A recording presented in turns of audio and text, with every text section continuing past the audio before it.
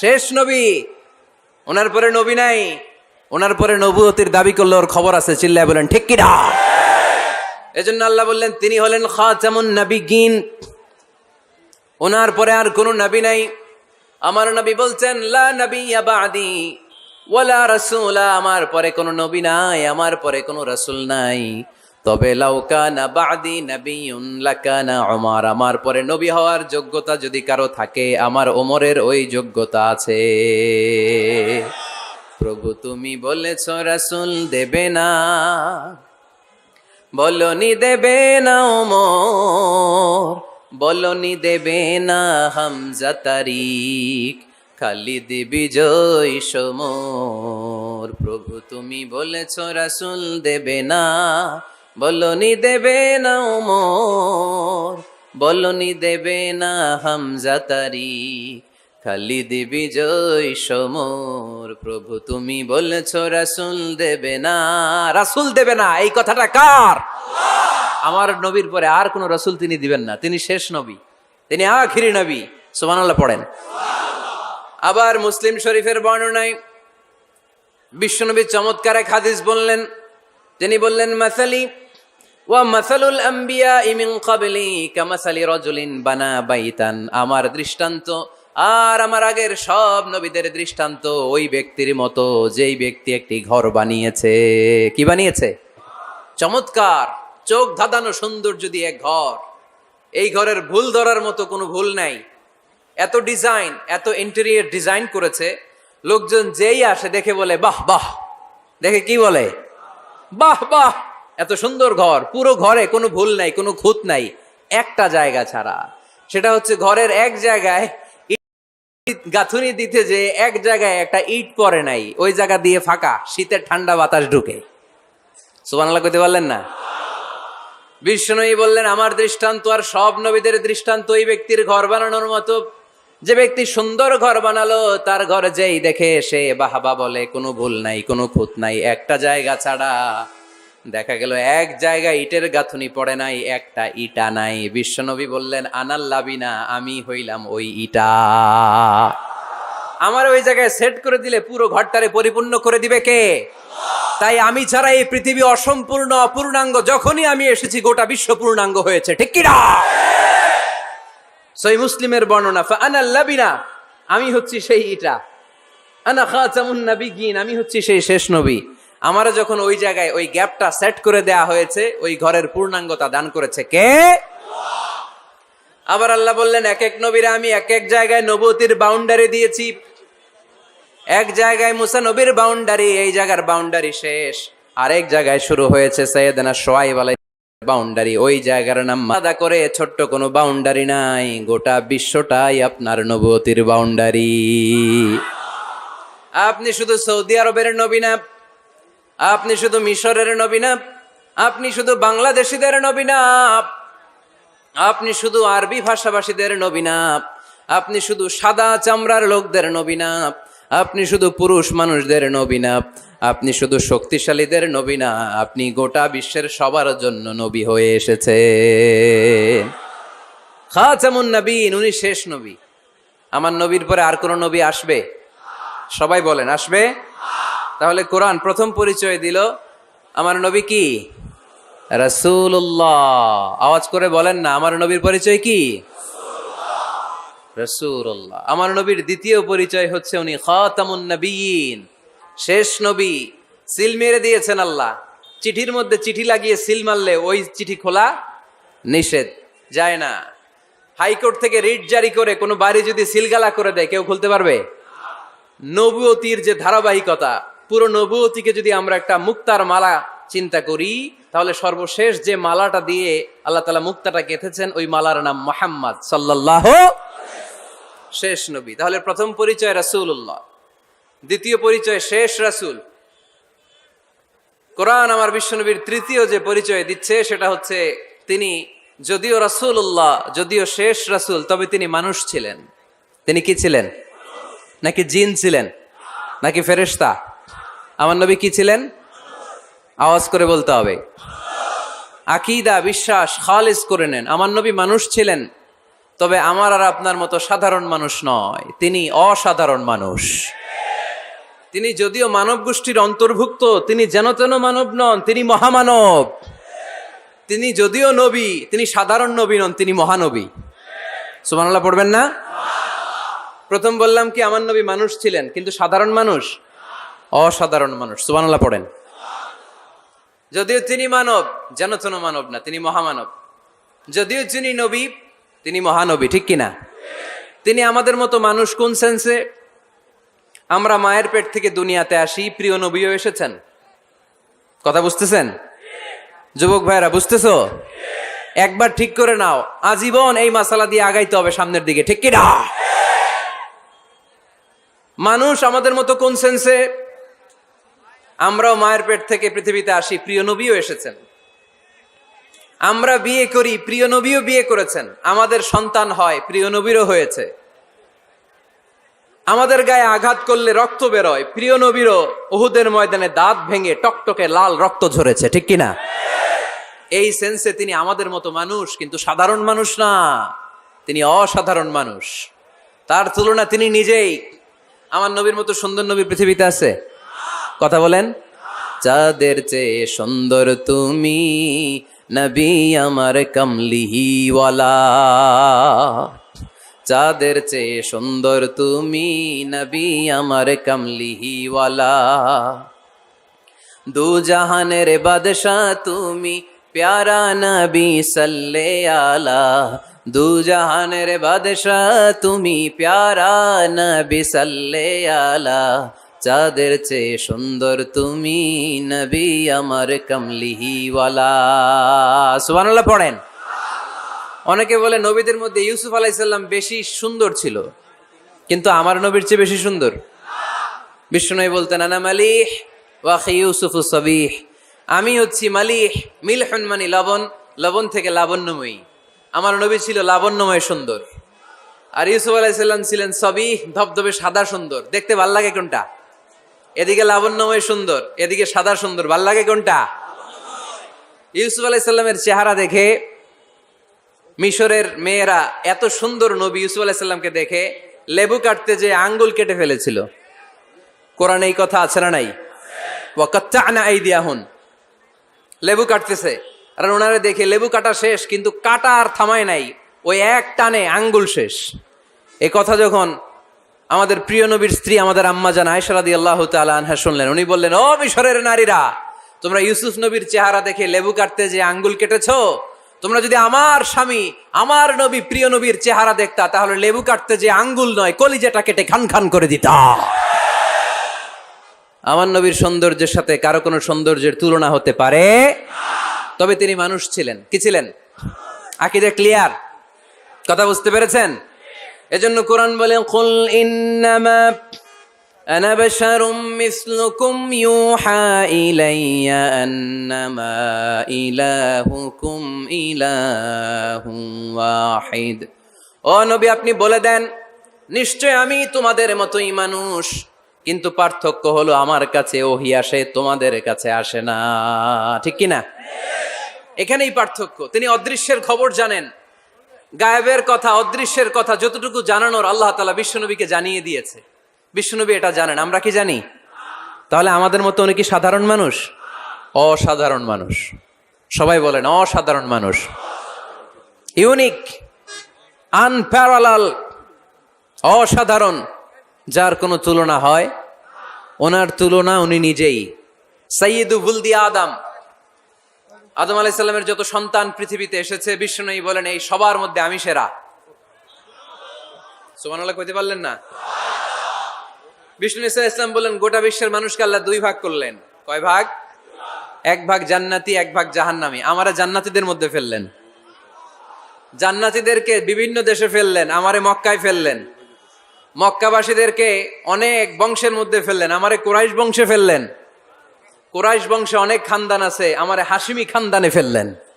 হাশিমি খানদানে অনেক পরিবার আছে, আমারে শ্রেষ্ঠ পরিবারে ফেললেন। আনা খায়রুকুম নাফসা আনা খায়রুকুম বাইতা, যে কোনো ক্রাইটেরিয়ায় হোক, মানদণ্ডে হোক, গোটা বিশ্বের মধ্যে আমি সেরা। চিল্লায় বলেন ঠিক কিনা? ওয়ালা ফখর। কিন্তু এজন্য আমি অহংকার করি বিশ্বনবীর মনে কোনো অহংকার ছিল? তিনি মানুষ ছিলেন, অসাধারণ মানুষ। তিনি মানব, কিন্তু মহামানব। সুবহানাল্লাহ পড়ে। নবীরে চিনতেছেন? নবীরে চিনতে পারতেছেন? বুঝতে পারতেছেন? কষ্ট হচ্ছে না তো? জিমায়ে পড়লেন মনে হয়? কষ্ট হচ্ছে? কষ্ট হইলে বললেন। তাহলে প্রথম পরিচয় কি ছিল? মাশাআল্লাহ। এই যে এটা ক্লাস, তাফসির মাহফিলের ক্লাস। আমার যে কত ভালো লাগে ছোট্ট ছোট্ট ছেলেরা যখন এসে বলে, হুজুর আমি আপনার ক্লাসের ছাত্র। আমি বললাম, আমি আবার কই পড়াই, তুমি ছাত্র? কই যে ইউটিউবে ওয়াজ করেন, আমি ওই জায়গার ছাত্র। অনেক বোনেরা আমাদেরকে কাগজে লিখে পাঠায়, হুজুর আমি আপনার তাফসির ক্লাসের একজন নিয়মিত ছাত্রী। এয়ারপোর্টে ওই দিন এক ফ্যামিলি দৌড়ে আসছে, বলে হুজুর আমার পুরো ফ্যামিলিটাই আপনার ক্লাসের ছাত্র। আলহামদুলিল্লাহ, আমার জীবন ধন্য,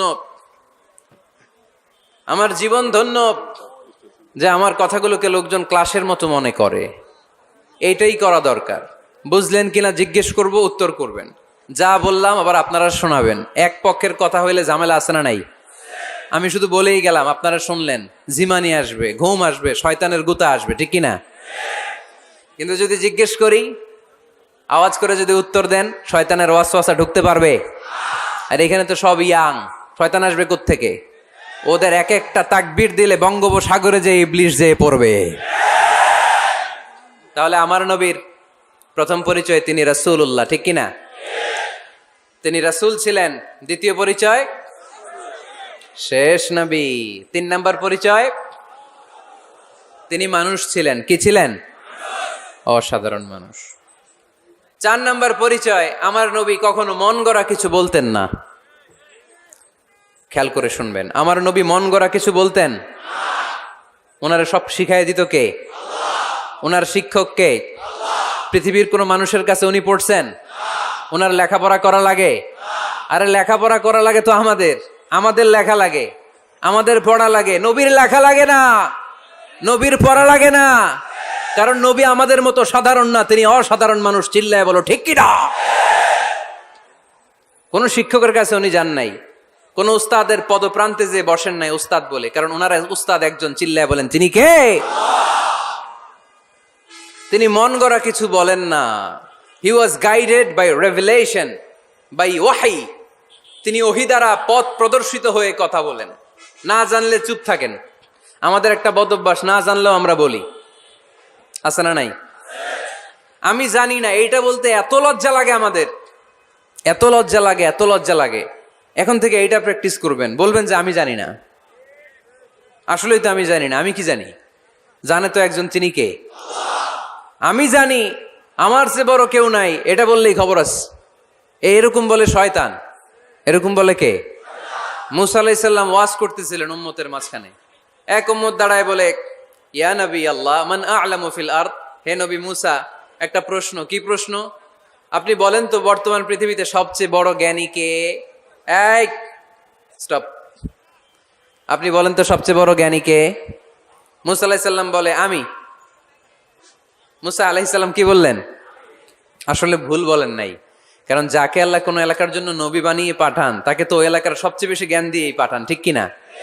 কিন্তু আল্লাহ চেয়েছেন মুসা আলাইহিস সালাম এইভাবে না বলে যদি এরকম বলতো, আল্লাহু আ'লাম, আল্লাহ বেশি জ্ঞানী, তাহলে আল্লাহ বেশি খুশি হতেন। যখনই বললেন আমি, আল্লাহ ডেকে বললেন, মুসা নো, তুমি সবচেয়ে বেশি বড় জ্ঞানী না। ইযহাব ইলা মাজমাইল বাহরাইন, 2 সাগরের মিলনস্থলে একটা জায়গা আছে, ওখানে আমার এক বান্দা আছে যে তোমার চাইতেও জ্ঞানী। ইসমুহু খদির, তার নাম খদির, যারা আমরা বাংলায় বলি খিজির। খিজির আলাইহিস সালাম বলি না, আসলে ওনার নাম কি? খদির। খদির মানে এভারগ্রিন, সবুজ। উনি কোন জায়গায় বসলে ওইখানকার হলুদ ঘাসগুলো মুহূর্তে সবুজ হয়ে যেত।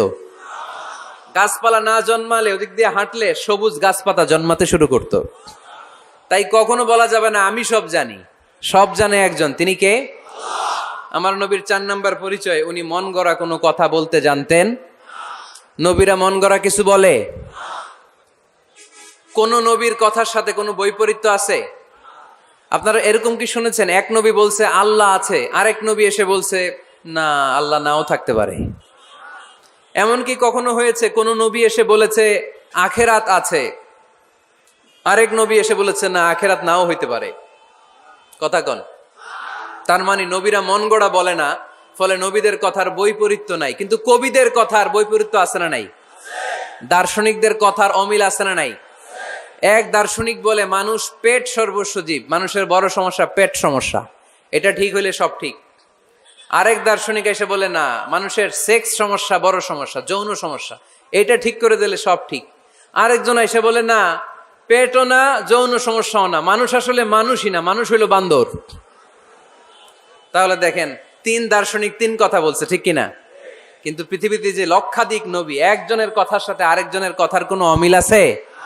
কারণ নবীরা দার্শনিকদের মতো মন মস্তিষ্ক প্রসূত মন গড়া কথা বলে না, তাদের কাছে কথাগুলো আসে একটা হেডকোয়ার্টার থেকে। হেডকোয়ার্টারটা কার? এজন্য আল্লাহ বলেন, ওয়ামা ইয়ানতিকু আনিল হাওয়া ইন হুয়া ইল্লা ওয়াহয়ুন ইউহা। আমার নবী মন গড়া কিচ্ছু বলেন না, আমার কাছ থেকে ওহী পেয়ে তারপরে তিনি মুখ খোলেন। সুবহানাল্লাহ পড়েন আওয়াজ করে। কোন নবীর ফলোয়ার আপনি? কার ফলোয়ার? সালমান খানের ফলোয়ার হয়ে কি খুশি? অমুকের সাথে সেলফি তোলে কিভাবে ফেসবুকে মারতেছে দুমায়া লাইক, আছে না নাই? একটা লাইক পাওয়ার জন্য কত সেলফি, এমনে ওমনে। কার ফলোয়ার তুমি? চেনে নাও তোমার হিরোকে। Know your hero, know your prophet. তোমার নবীকে আজকে চিনে যাও। তুমি কার ফলোয়ার, তুমি কার ফ্যান, কে তোমার সেলিব্রিটি, জেনে যাও। মন গড়া কিছু বলতেন না, মন গড়া কখনো কিছু বলে নাই। মক্কায় ইহুদিরা এসে দল পাকালো, চল মুহাম্মদকে আজকে প্রশ্ন করে আটকায় দিব। কি প্রশ্ন করবি? ইহুদিরা বলে, এমন প্রশ্ন জানা আছে এগুলোর কিছুই মুহাম্মদ জানে না। ইহুদিরা এসে হাজির, মুহাম্মদ আমরা কালিমা পড়ে মুসলমান হব। আল্লাহ রাসূল তো মহা খুশি, তাই আসো, তবে শর্ত আছে। কি শর্ত? 3টা প্রশ্নের উত্তর দিতে পারলে লাইন ধরে আমরা সব কালিমা পড়ে ফেলবো। কোন 3টা প্রশ্ন বলো? তারা প্রশ্ন শুরু করলো। প্রশ্ন নাম্বার 1, মা হুয়া রূহ। মুহাম্মদ বলো তো রুহু কারে বলে? রুহু কি? রুহু কাকে বলে? এই ক্যামেরাম্যান, এই তোমার কি? বসো মিয়া, এখনো ভদ্রতা শিখো নাই। আলোচনার মাঝখানে এদিক দিয়ে উঠবে ওদিক দিয়ে উঠবে, চপ চপ চপ, কথা নেই, বসো। কেউ উঠবে না, ক্যামেরাম্যান, অতিথি, সভাপতি, কোনো কথা না। আলোচনার মাঝখানে no one is allowed to talk or to make any disturbance. প্রশ্ন নাম্বার 1, মা হুয়া রূহ। মুহাম্মদ বলো রুহু কারে বলে? এই যে রুহু, এটা দেহের মধ্যে ঢুকলে মানুষ নড়ে চড়ে, অ্যানিমেশন, জীবন্ত প্রাণবন্ত, আছে না নাই? এটা যখন চলে যায় আর লড়ে আর নড়ে চড়ে। 2 কান্দে ছিল যে তোমার 2 জনা পাহারা, তোমারে একেলা থুইয়া পালাইছে তাহারা। তোমার 8 কুঠুরি 9 দরজা বন্ধ এবার হলো রে, হলো মুখে আল্লাহ রসুল সবে বলো। দুয়ারে আইসাছে পালকি, নাই হরি গাও তোলো রে তোলো, মুখে আল্লাহ রসুল সবে বলো। ও মুখে আল্লাহ রসুল সবে বলো। ঠিক কিনা? আমাদেরকে একলা ফেলে যখন রুহু চলে যায়, দেহে কোনো নাড়াচাড়া নাই। ইহুদিরা বলল, প্রথম প্রশ্ন রুহু কারে বলে বলো। 2 নাম্বার প্রশ্ন, মানহুম আসহাবুল কাহাফ। আসহাবে কাহাফ সম্পর্কে কি জানো? কি জানো বলো। গুহাবাসী, গুহাবাসীদের সম্পর্কে কি জানো? অনেক আগে তারা এসেছিল পৃথিবীতে। 3 নাম্বার প্রশ্ন, মান হুয়া যুলকারনাইন। যুলকারনাইন সম্পর্কে কি জানো বলো। প্রশ্ন কয়টা?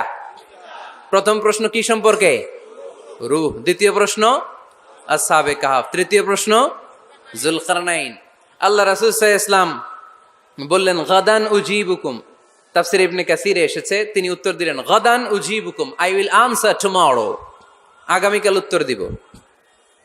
কারণ জানেন না তো কি করে বলবেন, আর না জানলে উনি বানায় কিছু বলেন?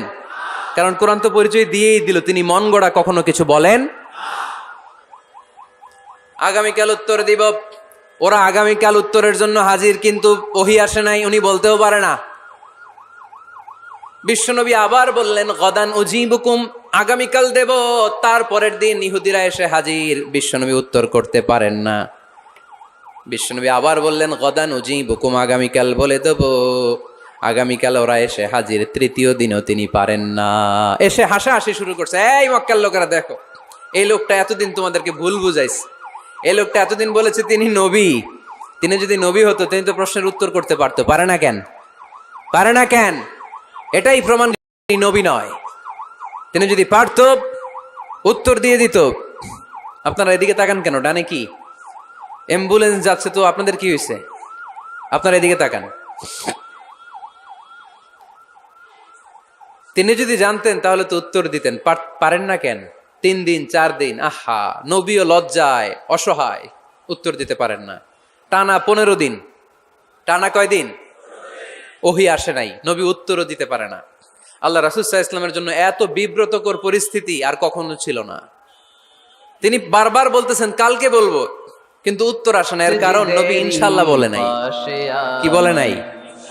নবীর মাধ্যমে, আমার পেয়ারা নবীর মাধ্যমে আমাদেরকে শিখানোর জন্য আল্লাহ 15 দিন ওহী নাজিল বন্ধ করলেন। চিল্লায় বলেন কয়দিন? এরপর আল্লাহ কোরআনের আয়াত নাজিল করলেন, ওয়ালা তাকুলান্না লিশাইইন ইন্নী ফাইলুন যালিকা গাদা ইল্লা আন ইয়াশা আল্লাহ। নবী গো, ভবিষ্যতের কোনো কাজের ব্যাপারে যদি কাউকে ওয়াদা দেন, ওয়াদা দেওয়ার আগে অবশ্যই ইনশাআল্লাহ বলে দিয়েন। নবীর মাধ্যমে আমরা শিখে গেলাম না? এবার আল্লাহ 3টা প্রশ্নের উত্তর জানাই দিলেন। ইয়াসআলুনাকা আনির রূহ قل الروح من أمر ربي وما أوتيتم من العلم إلا قليلا। দ্বিতীয় উত্তর জানিয়ে দিলেন, আম হাসিবতা আন্না আসহাবাল কাহফি ওয়ার রাকিব কানু মিন আয়াতিনা আজাবা। 3 নম্বর প্রশ্নের উত্তর আল্লাহ সূরা কাহফে জানিয়ে দিলেন, ইয়াসআলুনাকা আন যিল কারনাইন قل سأتلو عليكم منه ذكرا। আল্লাহু আকবার। এবার নবী দাঁড়িয়ে গেলেন, বললেন কার কার উত্তর লাগবে আসো। রূহ হলো আল্লাহর আদেশ, আল্লাহর আদেশে ঢুকে আর আল্লাহর আদেশে বের হয়। আসহাবে কাফের 7 জন ছেলে ছিল, গুহার মধ্যে আল্লাহর ভয়ে ঢুকেছে। 309 বছর পরে আল্লাহ তাদেরকে আবার ঘুম থেকে জাগিয়েছে। জুলকারনাইন এমন একজন বাদশা, গোটা বিশ্বকে শাসন করেছে, তার শাসন ক্ষমতার কোনো কমতি ছিল না। সুবহানাল্লাহ, সুবহানাল্লাহ। তাহলে আমার নবী মন গড়া কথা বলে, তাই না? মন গড়া বলে? হি ওয়াজ গাইডেড বাই ওয়াহি, হি ওয়াজ গাইডেড বাই রেভেলেশন। ওনার কাছে ওহী না আসলে, ওহী না নামলে তিনি কখনো কোনো কথা বলেন। তাহলে আমার নবীর 4 নাম্বার পরিচয়, তিনি মন গড়া বলে না, জেনে শুনে ওহীপ্রাপ্ত হয়ে বলে। সুবহানাল্লাহ পড়েন। এরপর কোরআন আমাদেরকে জানালো নবীর 5 নাম্বার পরিচয়, আমার নবী হচ্ছেন দিলদরিয়া, রহমতের নবী, দয়ার নবী, মায়ার নবী, ভালোবাসার নবী, আর কমতি নাই। তিনি হলেন রাহমাতাল লিল আলামিন। তিনি কি? প্রথমে তিনি ছিলেন রাসূলুল্লাহ, তারপর তিনি শেষ নবী, তারপর তিনি মানুষ ছিলেন, তারপর তিনি আন্দাজে মন গড়া কিছু বলেন না। 5 নম্বরে কোরআন বলল তিনি রাহমাতাল লিল আলামিন। তিনি কি? আরো জোরে বলেন, সবাই বলেন। মুখস্থ হয়েছে? পরিচয় দিতে পারবেন না নবীর? তিনি কি? রাহমাতাল লিল আলামিন। ইন্ডিয়ান নায়িকাদের নাম তো খুব মুখস্থ। ক্যাটরিনা কাইফ, কি কঠিন নাম, আমার দাঁত ভেঙে যায়, পোলাপান কয়ে ফেলায়, ছোট্ট বাচ্চা।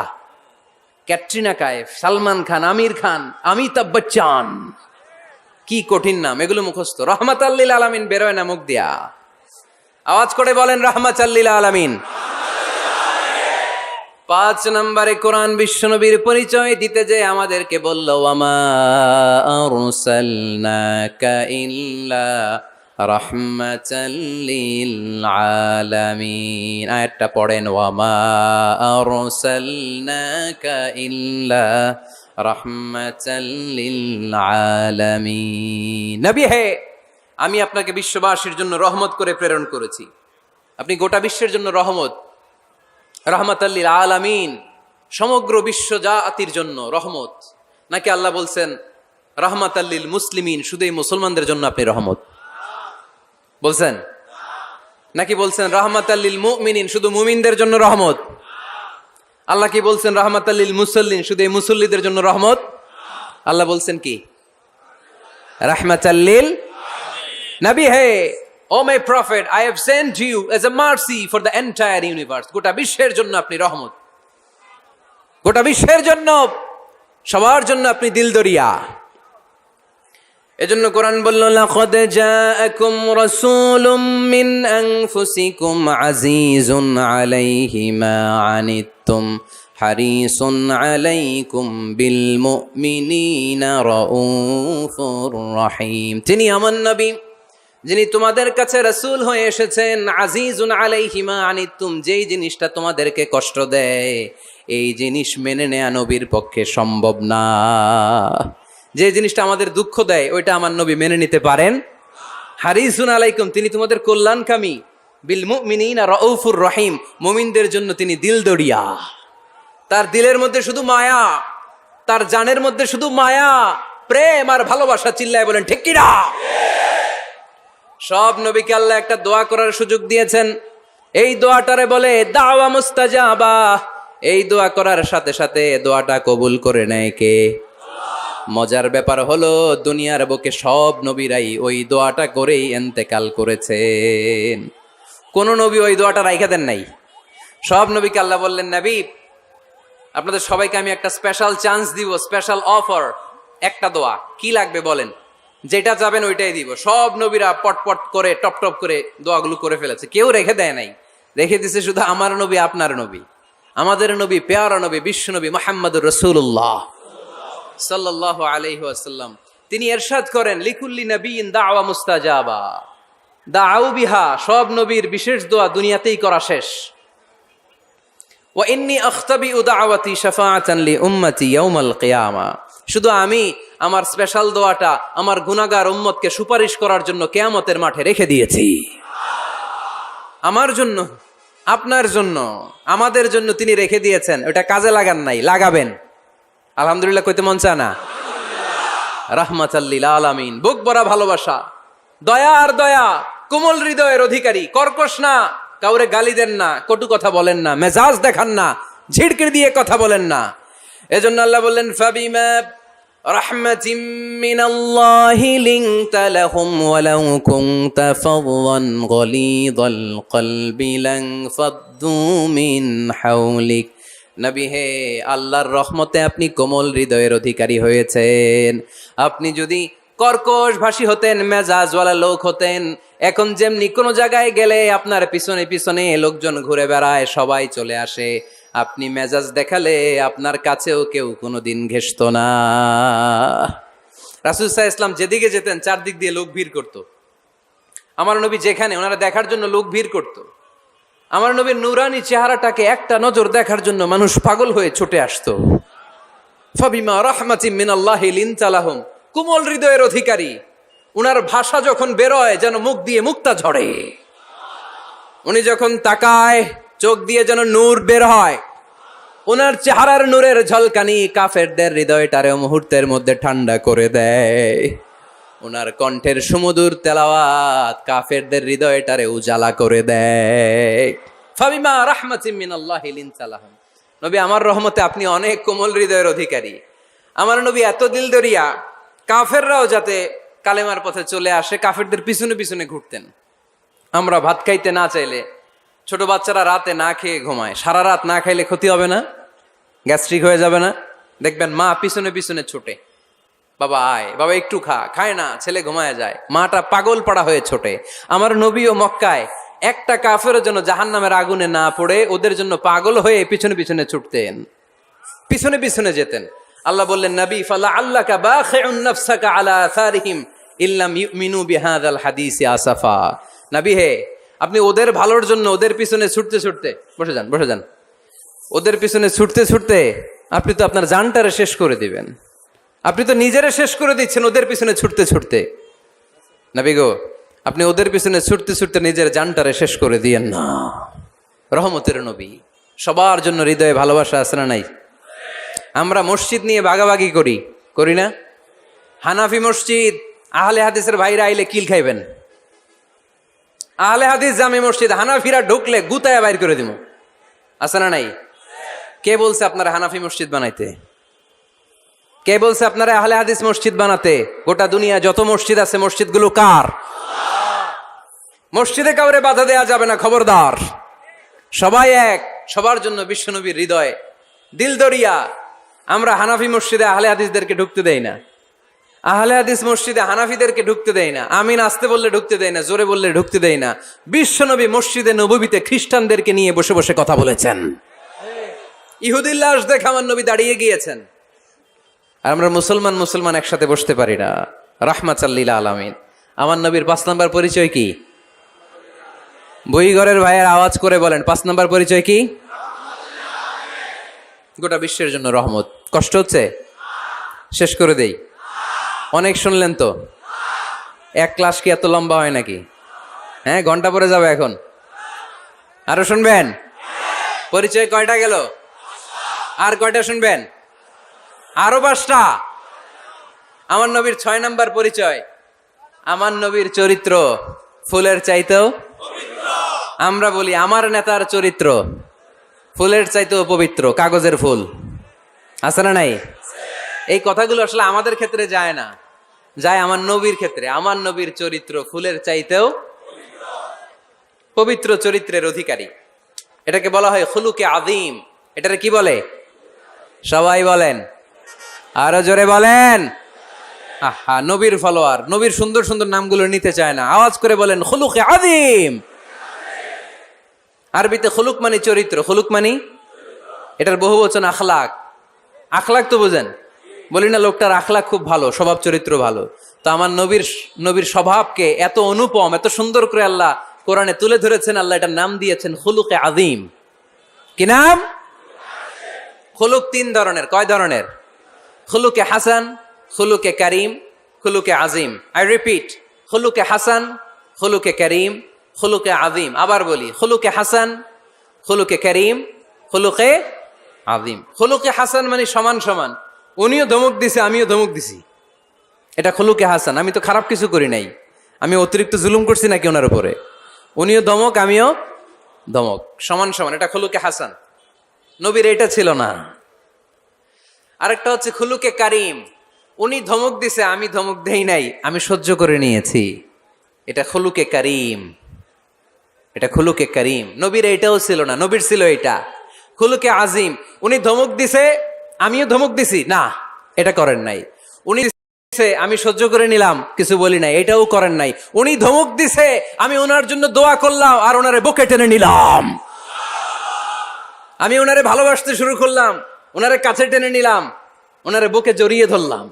সুবহানাল্লাহ পড়তে পারলেন না? এটারে কি বলে? আমার নবীরটা মনে হয় খুলুকে হাসান ছিল, খুলুকে কারিম ছিল। আমার নবীর চরিত্র কি ছিল? এজন্য আল্লাহ বললেন ওয়া ইন্নাকা লাআলা খুলুকিন আযীম। নবী হে, একটা অনুপম সুন্দর চরিত্র দিয়ে আমি আপনারে তৈরি করেছি। সুবহানাল্লাহ পড়েন। অনুপম চরিত্র, খুলুকে আযীম। খুলুকের ব্যাখ্যা শেষ, এবার ব্যাখ্যা হবে আযীমের। আযীম মানে সুমহান। বুইগরের ভাইয়ের আযীম মানে, আওয়াজ করে বলো, মানে নবীর চরিত্র সুমহান চরিত্র। আযীম শব্দটা আল্লাহ কোরআনে যেন তেন জায়গায় ব্যবহার করে না, যেটার তাৎপর্য সিগনিফিকেন্স অনেক বড়, অনেক বিশাল, অনেক সুমহান। তখন আল্লাহ ব্যবহার করে আযীম। তখন কি ব্যবহার করে? কিয়ামতের দিন আল্লাহ যে একটা ভূমিকম্প পৃথিবীটারে ধরে যে আল্লাহ একটা ঝাঁকুনি দিবেন, পাহাড়গুলো ভেঙে খান হবে, স্যাটেলাইট গুলো ভেঙে টুকরা টুকরা হবে। ভূমিকম্পটা মনে হয় সাধারণ ভূমিকম্প। এই ভূমিকম্পের মতো ভূমিকম্প পৃথিবীবাসী কোনোদিন দেখে নাই। এজন্য ওই ভূমিকম্পের বর্ণনা দিতে যে আল্লাহ কোরআনে বললেন ইন্না জালজালাতাস সাআতি লাশাইউন আযীম। নিশ্চয়ই কিয়ামতের দিনের ভূমিকম্প এটা সাধারণ ভূমিকম্প নয়, এটা সুবিশাল ভয়ঙ্করতম ভূমিকম্প, ঠিক কি না?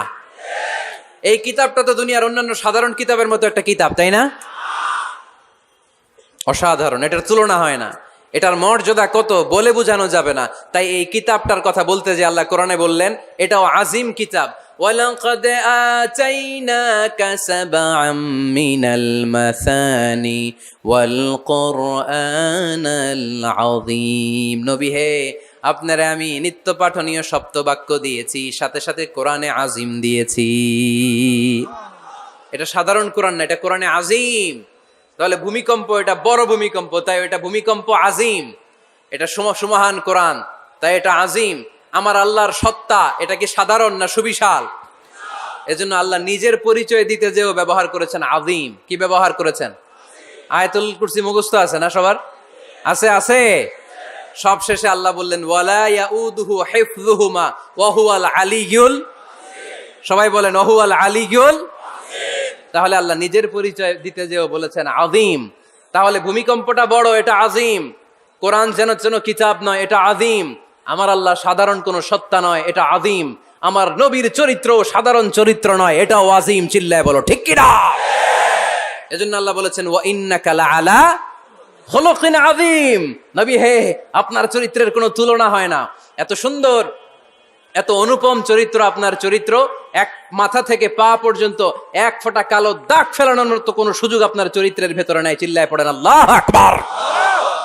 এজন্য কোরআন আমাদেরকে জানিয়েছে ওয়া ইন্নাকা লাআলা খুলুকিন আযীম। নবী হে, আমি আপনাকে সুমহান চরিত্র দান করেছি। সুবহানাল্লাহ। তাহলে 6 নাম্বার পরিচয় কোরআন যেটা আমাদেরকে জানালো, আমার নবীর চরিত্র ফুলের চাইতেও সুমহান চরিত্রের অধিকারী। সুমহান চরিত্রের অধিকারী। সুবহানাল্লাহ পড়েন। 7 নম্বরে কোরআন বলে আমার নবী হলো আলোর মশাল। আমার নবী কি? আরো জোরে বলেন। আলোর মশাল দেখছেন আপনারা? কে কে দেখছেন? বাকিরা দেখেন নাই? বাকিরা কি দেখছেন? কবর দিও হারিকেন ভাই, একজন কয় হারিকেন। যেন গরে হতে মোমবাতি দেখছেন কে কে? দেখি। মুয়াজ্জিনের আযান। ও, এটা মোমবাতি জেনারেশন। হ্যাঁ, আমার গুরে মোমবাতি দেখেছেন আপনারা। ঠিক আছে। আল্লাহ রাসূল সাল্লাল্লাহু আলাইহি ওয়াসাল্লামকে আল্লাহ আলোর মশালের সাথে তুলনা করেছেন। আল্লাহর নবীকে কোরআনে বলা হয়েছে তিনি আলোকবর্তিকা। তিনি কি? পবিত্র সেই এই বাংলাটা চিনেন না আপনারা? আলোকবর্তিকা। সুন্দর বাংলা বলেন আলোকবর্তিকা। তিনি আলো, আলোকবর্তিকা, আলোর মশাল। কেন তিনি আলোর মশালের সাথে আল্লাহ তুলনা করলেন? উদাহরণ দিয়ে বুঝাই। কেন নবীকে আলোর বাতি, মোমবাতি, চেরাগ বাতি, প্রদীপের সাথে কেন তুলনা করা হলো একটু বোঝার চেষ্টা করেন। ধরেন আমার কাছে একটা মোমবাতি, এটাকে আমি গ্যাস লাইট দিয়ে জ্বালালাম। আপনাদের সবার হাতে আছে মোমবাতি, কোনো গ্যাস লাইট নাই, জ্বালানোর সুযোগও নেই। এজন্য আপনারা সবাই আপনাদের খালি মোমবাতি গুলো এনে আমার ধরানো মোমবাতি থেকে জ্বালায় নিয়ে যাবেন। আজকে মানুষ কত হইতে পারে সম্ভাব্য? প্যান্ডেলের বাইরে মিলে 1 লক্ষ হবে? এত হবে না। হবে? আমি তো বাইরের লোকজন দেখতেছি না। ধরলাম 1 লক্ষ। আল্লাহর নামে জপতে চাই। পড়েন সবাই। ধরলাম 50,000। আপনারা 50,000 লোক, 50,000 মোমবাতি। কবরে দিও আমার হাতের মোমবাতি, এটা জ্বালানো মোমবাতি। এবার আপনারা সবাই লাইন ধরে আপনাদের আগুন ছাড়া মোমবাতি আমার মোমবাতি থেকে ধরায় নিয়ে যাচ্ছেন। এতে আমার মোমবাতির আগুনের কমতি ঘটবে। বোঝে নাই বোধহয়? বইঘরের ছেলেরা বোঝে নাই। আমার হাতে জ্বলন্ত মোমবাতি, আপনাদের হাতে নিবানো মোমবাতি। 50,000 লোক লাইন দিয়ে, আমি শুনলাম 50,000 লোক আমার মোমবাতি থেকে আগুন ধরাবে, আমি দেব দৌড়। এজন্য মসজিদের সাথে সম্পর্ক জুড়ে দেওয়া এটা ইমানদারের আলামত, আর মসজিদকে ঘৃণা করা এটা মুনাফিকের আলামত। এজন্য আমরা যেন আমাদের হৃদয়টাকে মসজিদের সাথে জুড়ে দেই, মসজিদের সাথে যেন সুসম্পর্ক থাকে। মসজিদ সবার, মসজিদ নিয়ে দলাদলি নাই। দলাদলি আছে অনেক জায়গায়। হানাফি মসজিদ, আহলে হাদিস মসজিদ, এরকম আমরা দেখি বা শুনি। এটা ঠিক না। হানাফি মসজিদ বলে কোনো কথা নাই, আহলে হাদিস মসজিদ বলে কোনো কথা নাই। মসজিদ সবার। ছোট্ট খাট্ট বিষয় নিয়ে মসজিদে মারামারি, একজন হাত তোলে আরেকজন তোলে না, কিলাকিলি আছে না নাই? একজন বলে জোরে আমিন, আরেকজন আস্তে আমিন, মারামারি আছে না নাই? এগুলো কি মারামারি করার কোনো বিষয়? কথা বলেন। সালাতে ফরজ আছে, ওয়াজিব আছে, সুন্নাহ আছে। খেয়াল করে বুঝবেন। ফরজ যদি নষ্ট হয় সালাত ভঙ্গ হয়, you have to repeat your সালাত। ওয়াজিব নষ্ট হলে সালাত ভঙ্গ হয় না, নতুন করে পড়া লাগে না। সেজদায় সাহু দিলেই সালাত আদায় হয়ে যায়। আর সুন্নাহ নষ্ট হলে নামাজ নষ্টও হয় না, নতুন করে পড়াও লাগে না, সৌ সেজদাও লাগে না, নামাজ আদায় হয়ে যায়। সুন্না নষ্ট হলে। এই যে হাত তোলা না তোলা, এটা সুন্না। আমিন জোরে বলা না বলা, এটা কি সুন্না। যেটা কোনো কারণে কেউ না করলেও তার নামাজ কবুল করে নিবে কে? আর এই সব সুন্নত লই আমগো দেশে কিলাকিলি। মৌলভীবাজারে মাশাআল্লাহ এগুলা নাই, এখানেও আছে। এগুলার অবসান ঘটুক, আমরা চাই কি চাই না? আর কত এই ছোটখাটো বিষয় নিয়ে আমরা এই বিভেদের প্রাচীর আর দেয়ালকে উঁচু করব আমাদের মাঝখানে? কবে আমরা ঐক্যের সিন্ডিকেট করব? কবে? আর কবে সাদা মনের মানুষ হব? কবে? আর কত? অনেক হয়েছে, আর না, এবার থামেন। বিভেদের প্রাচীরকে ভেঙে চুড়িয়ে দেন। ঐক্যের এমন সিন্ডিকেট করতে হবে যাতে কোনো অপশক্তি এই ঐক্যকে ভাঙতে না পারে, বানচাল করতে না পারে। চিল্লায় বলেন ঠিক কিনা? এজন্য মিউচুয়াল রেসপেক্টের দরকার, পারস্পরিক শ্রদ্ধাবোধ সব ক্ষেত্রে, রাজনীতিতে, সামাজিক অ্যাক্টিভিটিসে আমাদের আলেম ওলামাদের মধ্যে পারস্পরিক শ্রদ্ধাবোধের দরকার, মিউচুয়াল রেসপেক্ট। কেউ কাউরে রেসপেক্ট করে না, আমি যেটা বুঝছি এটাই সব, বাকি সব হারাম, এরকম বলে না অনেকে? এরকম যেন না করি। তাহলে মসজিদ সবার, মসজিদ আল্লাহর হাবিব সাল্লাল্লাহু আলাইহি ওয়াসাল্লাম খ্রিস্টানদেরকে মসজিদে ঢুকতে দিয়েছেন, আর আমরা মুসলমান ভাইয়ের জন্য মসজিদে তালা ঝুলাই দেই, আছে না নাই? আল্লাহর হাবিব সাল্লাল্লাহু আলাইহি ওয়াসাল্লাম কোথাও গেলেই প্রথমে মসজিদ বানাতেন। কি বানাতেন? মসজিদ বানাতেন।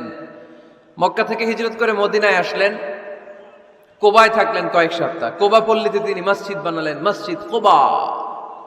ওখানে প্রতি শনিবার কেউ যদি ওযু করে ওখানে যে 2 রাকাত নামাজ পড়ে, একটা কবুল উমরার সওয়াব আল্লাহ তাআলা তার আমলনামায় দিয়ে দেয়। মসজিদে কোবা বানালেন। তারপরে মদিনায় এসে মসজিদে নববী বানালেন আল্লাহর হাবিব সাল্লাল্লাহু আলাইহি ওয়াসাল্লাম, মসজিদে নববী। এটা ছিল আল্লাহ রাসূল সাল্লাল্লাহু আলাইহি ওয়াসাল্লামের বৈশিষ্ট্য। কোথাও গেলেই তিনি মসজিদ বানাতেন, মসজিদে নববী। হায় রে, এখন তো কত সুন্দর মসজিদ আমরা দেখি, আমরা যে সালাত পড়ি। আল্লাহর হাবিব সাল্লাল্লাহু আলাইহি সাল্লামের সময় মসজিদে নববী কি এরকম ছিল? কথা বলেন। ফ্লোর ছিল বালুর ফ্লোর। কিসের ফ্লোর? আমাদের মসজিদের ফ্লোর কিসের? টাইলস। আর আল্লাহ রাসূল সাল্লাল্লাহু আলাইহি ওয়াসাল্লামের মসজিদে নববীর ফ্লোর কিসের? কথা বলে না তো আওয়াজ করে উত্তর দেন না কেন? কষ্ট হচ্ছে? দুপুরে খাইছেন না সবাই? কেন খান নাই কেন? রোজা রাখছিলেন? হ্যাঁ, ফজর বাদে আইছি। আচ্ছা ঠিক আছে, ঠিক আছে। আচ্ছা আচ্ছা, সাউন্ড নাই, কথা শোনা যায় না? তো এটা শুনলা কেমনে? জিজ্ঞেস করলাম কথা শোনা যায় না, কয় না। তো এটা শুনলা কি করে? মানে অল্প শোনা যায়, তাই তো? একটু পরে আমার বিদায় ঘন্টা বাজবে, আমি চলে যাব। এই তোমরা ডিস্টার্ব করতে করতে আমার সময় শেষ। তোমরা ডিস্টার্ব করলে তোমাদের লস। আমি আমার টাইমের 1 মিনিটে বেশি যেতে পারবো না, কারণ এখানে আসরের সালাতের আজান শুরু হয়ে যাবে, এরপরে কোনো কথা নাই। আর বক্তব্য লম্বা করা এটা বেদাত। এই বেদাতকে আমি সুন্নাতের মধ্যে আনতে চাচ্ছি।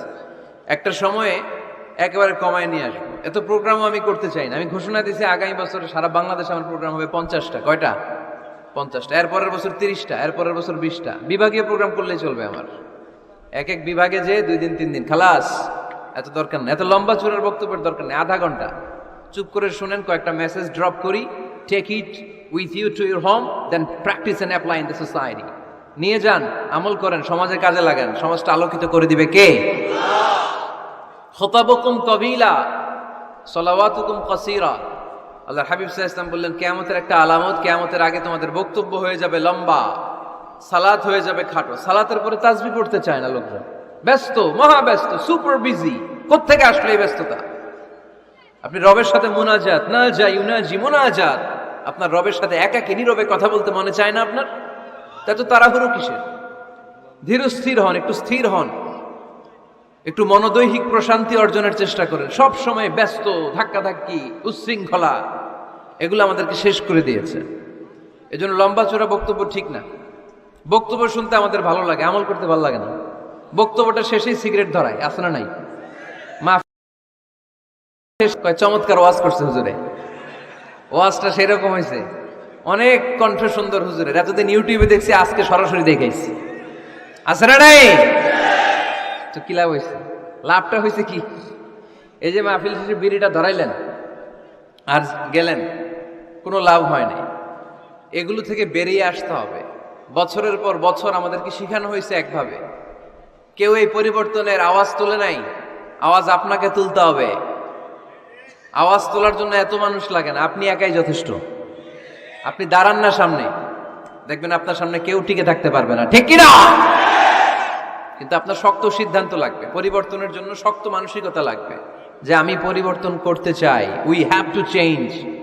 যুগ জামানা পাল্টে দিতে চাই না অনেকজন। এক মানুষই আনতে পারে জাতির জাগরণ। এক মানুষই বিপদকালে বাঁচায় কাফেলায়, ক্ষুদ্র ডিঙ্গি বাঁচায় জাহাজ অসীম দরিয়ায়। এজন্য আপনার শক্ত সিদ্ধান্ত পারে আপনার মৌলভীবাজারটাকে দেশের শ্রেষ্ঠ জেলা, শ্রেষ্ঠ থানা হিসেবে আল্লাহর কাছে কবুল করতে, ঠিক কিনা? এজন্য লম্বা চূড়া আলোচনা ঠিক না, ছোটখাটো অল্প কয়েকটা মেসেজ নিয়ে যেতে পারলেই that's enough. One of the minor signs before the day of judgment, your Islamic lectures will be very longer. And your salah 5 times a day will be shorter. কিয়ামতের আগে বক্তব্য লম্বা, নামাজ খাটো, তাসবিহ পড়ে না, ব্যস্ত, মহাব্যস্ত। এই মহাব্যস্ততা ছাড়েন, কোরআন সুন্নাহর দিকে ফিরে আসেন। বরকত দিবে কে? বিশ্বনবীর মসজিদে নববীর ফ্লোর বালুর ফ্লোর ছিল, আমাদের ফ্লোর টাইলস। আল্লাহর হাবিব সাল্লাল্লাহু আলাইহি ওয়াসাল্লামের মসজিদে বালি নিচে, এই বালিতেই নামাজ পড়তেন। বৃষ্টি হলে কাদামাটি হয়ে যেত, কাদামাটিতেই সেজদা করতেন। সেজদা করলে কাদার মাটি আল্লাহর হাবিব সাল্লাল্লাহু আলাইহি ওয়াসাল্লামের নাকে আর কপালে লেগে যেত। তিনি সালাম ফিরিয়ে সাহাবাদের দিকে মুখ ফিরিয়ে বসলে দেখতেন প্রতিটা সাহাবীর নাকে আর কপালে কাদার মাটি মিশে আছে। তার মানে প্রিয় নবী সাল্লাল্লাহু আলাইহি ওয়াসাল্লামের মসজিদে নববী ছিল কাঁচা, কিন্তু মুসল্লি ছিল পাকা। আমাদের মসজিদগুলা হয়েছে পাকা, কিন্তু মুসল্লি কাঁচা, ঠিক কিনা? ফজরের সালাতে মানুষ নাই। ইমাম সাহেব আছেন কে কে এলাকায়? দেখি ইমাম, মসজিদের ইমাম, মাশাআল্লাহ। আপনাদের এখানে মসজিদে ফজরের নামাজে কয় কাতার? কি সমস্যা হইল?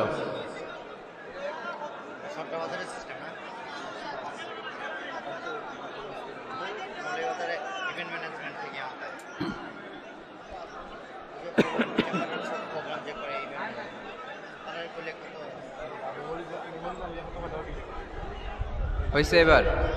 এবার তো হয় নাই। মাইক ঠিক করেন, মাইক ঠিক করেন। দেখেন দেখেন কি হয়েছে, দেখেন লাইন ছিঁড়ে গেছে। আসছে? আলহামদুলিল্লাহ পড়েন সবাই, আরো জোরে পড়তে হবে আলহামদুলিল্লাহ। ফজরের জামাতে লোক যায় না, এটা একটা মহামারী। যেদিন ফজরের জামাতের দৃশ্য আর জুমার নামাজের দৃশ্য একরকম হয়ে যাবে, ওই দিনই বাংলাদেশে ইসলাম কায়েম হয়ে যাবে। এখন স্লোগান তুলে বিপ্লব বিপ্লব, ইসলামে বিপ্লব। আর ফজরের সময় আমি কম্বলের ভিতরে, না নাই, কোনো বিপ্লব হবে না। ফজরের নামাজ জামাতে পড়ুন, সকালটারে বরকতময় করে দিবে কে? আল্লাহর হাবিব সাল্লাল্লাহু আলাইহি ওয়াসাল্লামের মসজিদ ছিল সবার জন্য উন্মুক্ত, এখানে সবাই আসতে পারত। এজন্য মসজিদ হবে সবার। আমরা মসজিদের আবাদকারী হতে চাই। এজন্য রাব্বুল আলামিন বলেন, ইন্নামা ইয়া'মুরু মাসাজিদাল্লাহি মান আমানা বিল্লাহি ওয়াল ইয়াউমিল আখির ওয়া আতাজ যাকাতা ওয়া লাম ইয়াখশা ইল্লাল্লাহ ফাআসা উলাইকা আন ইয়াকুনু মিনাল মুহতাদিন। সুবহানাল্লাহ পড়েন। রব্বুল আলামিন বললেন, মসজিদের আবাদকারী হবে তারা যারা আল্লাহর প্রতি ঈমান আনে, আখিরাতের প্রতি ঈমান আনে, যারা সালাত কায়েম করে, যারা যাকাত আদায় করে, যারা দুনিয়ার কাউকে ভয় পায় না, ভয় পায় একজনকে। চিল্লায় বলেন তিনি কে? যাদের হৃদয়ে আছে আল্লাহর ভয়, তারা কবু পথ ভুলে যায় না। আল্লাহর প্রেম ছাড়া এই দুনিয়া কারো কাছে কোনো কিছু চায় না, ঠিক কিনা? তাহলে যারা মসজিদের আবাদকারী এরা ভয় পায় একজনকে, চিল্লায় বলেন তিনি কে? মসজিদের আবাদকারীদের প্রথম গুণ, তারা আল্লাহ বিশ্বাস করে, তারা আখিরাতে বিশ্বাস করে, তারা সালাত কায়েম করে, তারা যাকাত আদায় করে, তারা আল্লাহ ছাড়া পৃথিবীর কাউরে ভয় পায় না। আল্লাহ বলেন, ফাআসা উলাইকা আন ইয়াকুনু মিনাল মুহতাদিন। আশা করা যায় তারাই হলো হেদায়েতের রাস্তার উপরে আছে, ঠিক কি না? তারাই মসজিদের আবাদকারী, যারা মসজিদে যায়, সালাত আদায় করে, এখন মসজিদের আবাদকারী আপনি হতে চান, আপনি মসজিদে যান না, আপনি আবাদকারী হতে পারবেন? মসজিদের অনেক সভাপতি আছে, মসজিদে যায় না, আছে না নাই? মৌলভীবাজারে এই সমস্যা বোধহয় নাই। মসজিদের সেক্রেটারি মসজিদে যায় না, আছে না নাই? তাহলে এটা হইল, এটা মেনে নেওয়া যায়? এই জন্য সভাপতি সাহেবরা, আপনি কষ্ট করে মসজিদ বানিয়েছেন, মসজিদে যাবেন। এই কথা বলেন কেন? এত দিকে বিশৃঙ্খলা হইলে কেমন হবে? বসেন আর অল্প কয়েক মিনিট। সভাপতি সাহেব আপনি মসজিদে যাবেন, সেক্রেটারি সাহেব আপনি মসজিদে যাবেন, তাহলে আপনি সঠিক মসজিদের আবাদকারী হবেন, ঠিক কিনা? আমরা মসজিদের আবাদকারী হতে চাই, ইনশাআল্লাহ। পড়েন উমরানুল মাসাজিদ। মসজিদের আবাদ কি করে করতে হয়? মসজিদ আবাদ করার এক নাম্বার মাধ্যম হচ্ছে মসজিদ নির্মাণ করা। কি করা? নির্মাণ করা। খেয়াল করবেন, আল্লাহর হাবিব সাল্লাল্লাহু আলাইহি ওয়াসাল্লাম বলেছেন, মান বানা মসজিদান মিন মালিহি ফিদ দুনিয়া বানাল্লাহু লাহু বাইতান ফিল জান্নাহ। যে ব্যক্তি নিজের পকেটের টাকা খরচ করে দুনিয়াতে মসজিদ বানায়, আল্লাহ তাআলা তার জন্য জান্নাতে ঘর বানায়। 60টা জিনিস মানুষ মরে যাওয়ার পরে তার কবরে পৌঁছতে থাকে। ইন্না মিম্মা ইয়ালহাকুল মুমিন মিন হাসানাতিহি বা'দা মাউতিহি। মানুষ মরে যাওয়ার পরেও যে 60টা জিনিস তার কবরে পৌঁছায়, তার মধ্যে একটা হচ্ছে মসজিদান বানাহু।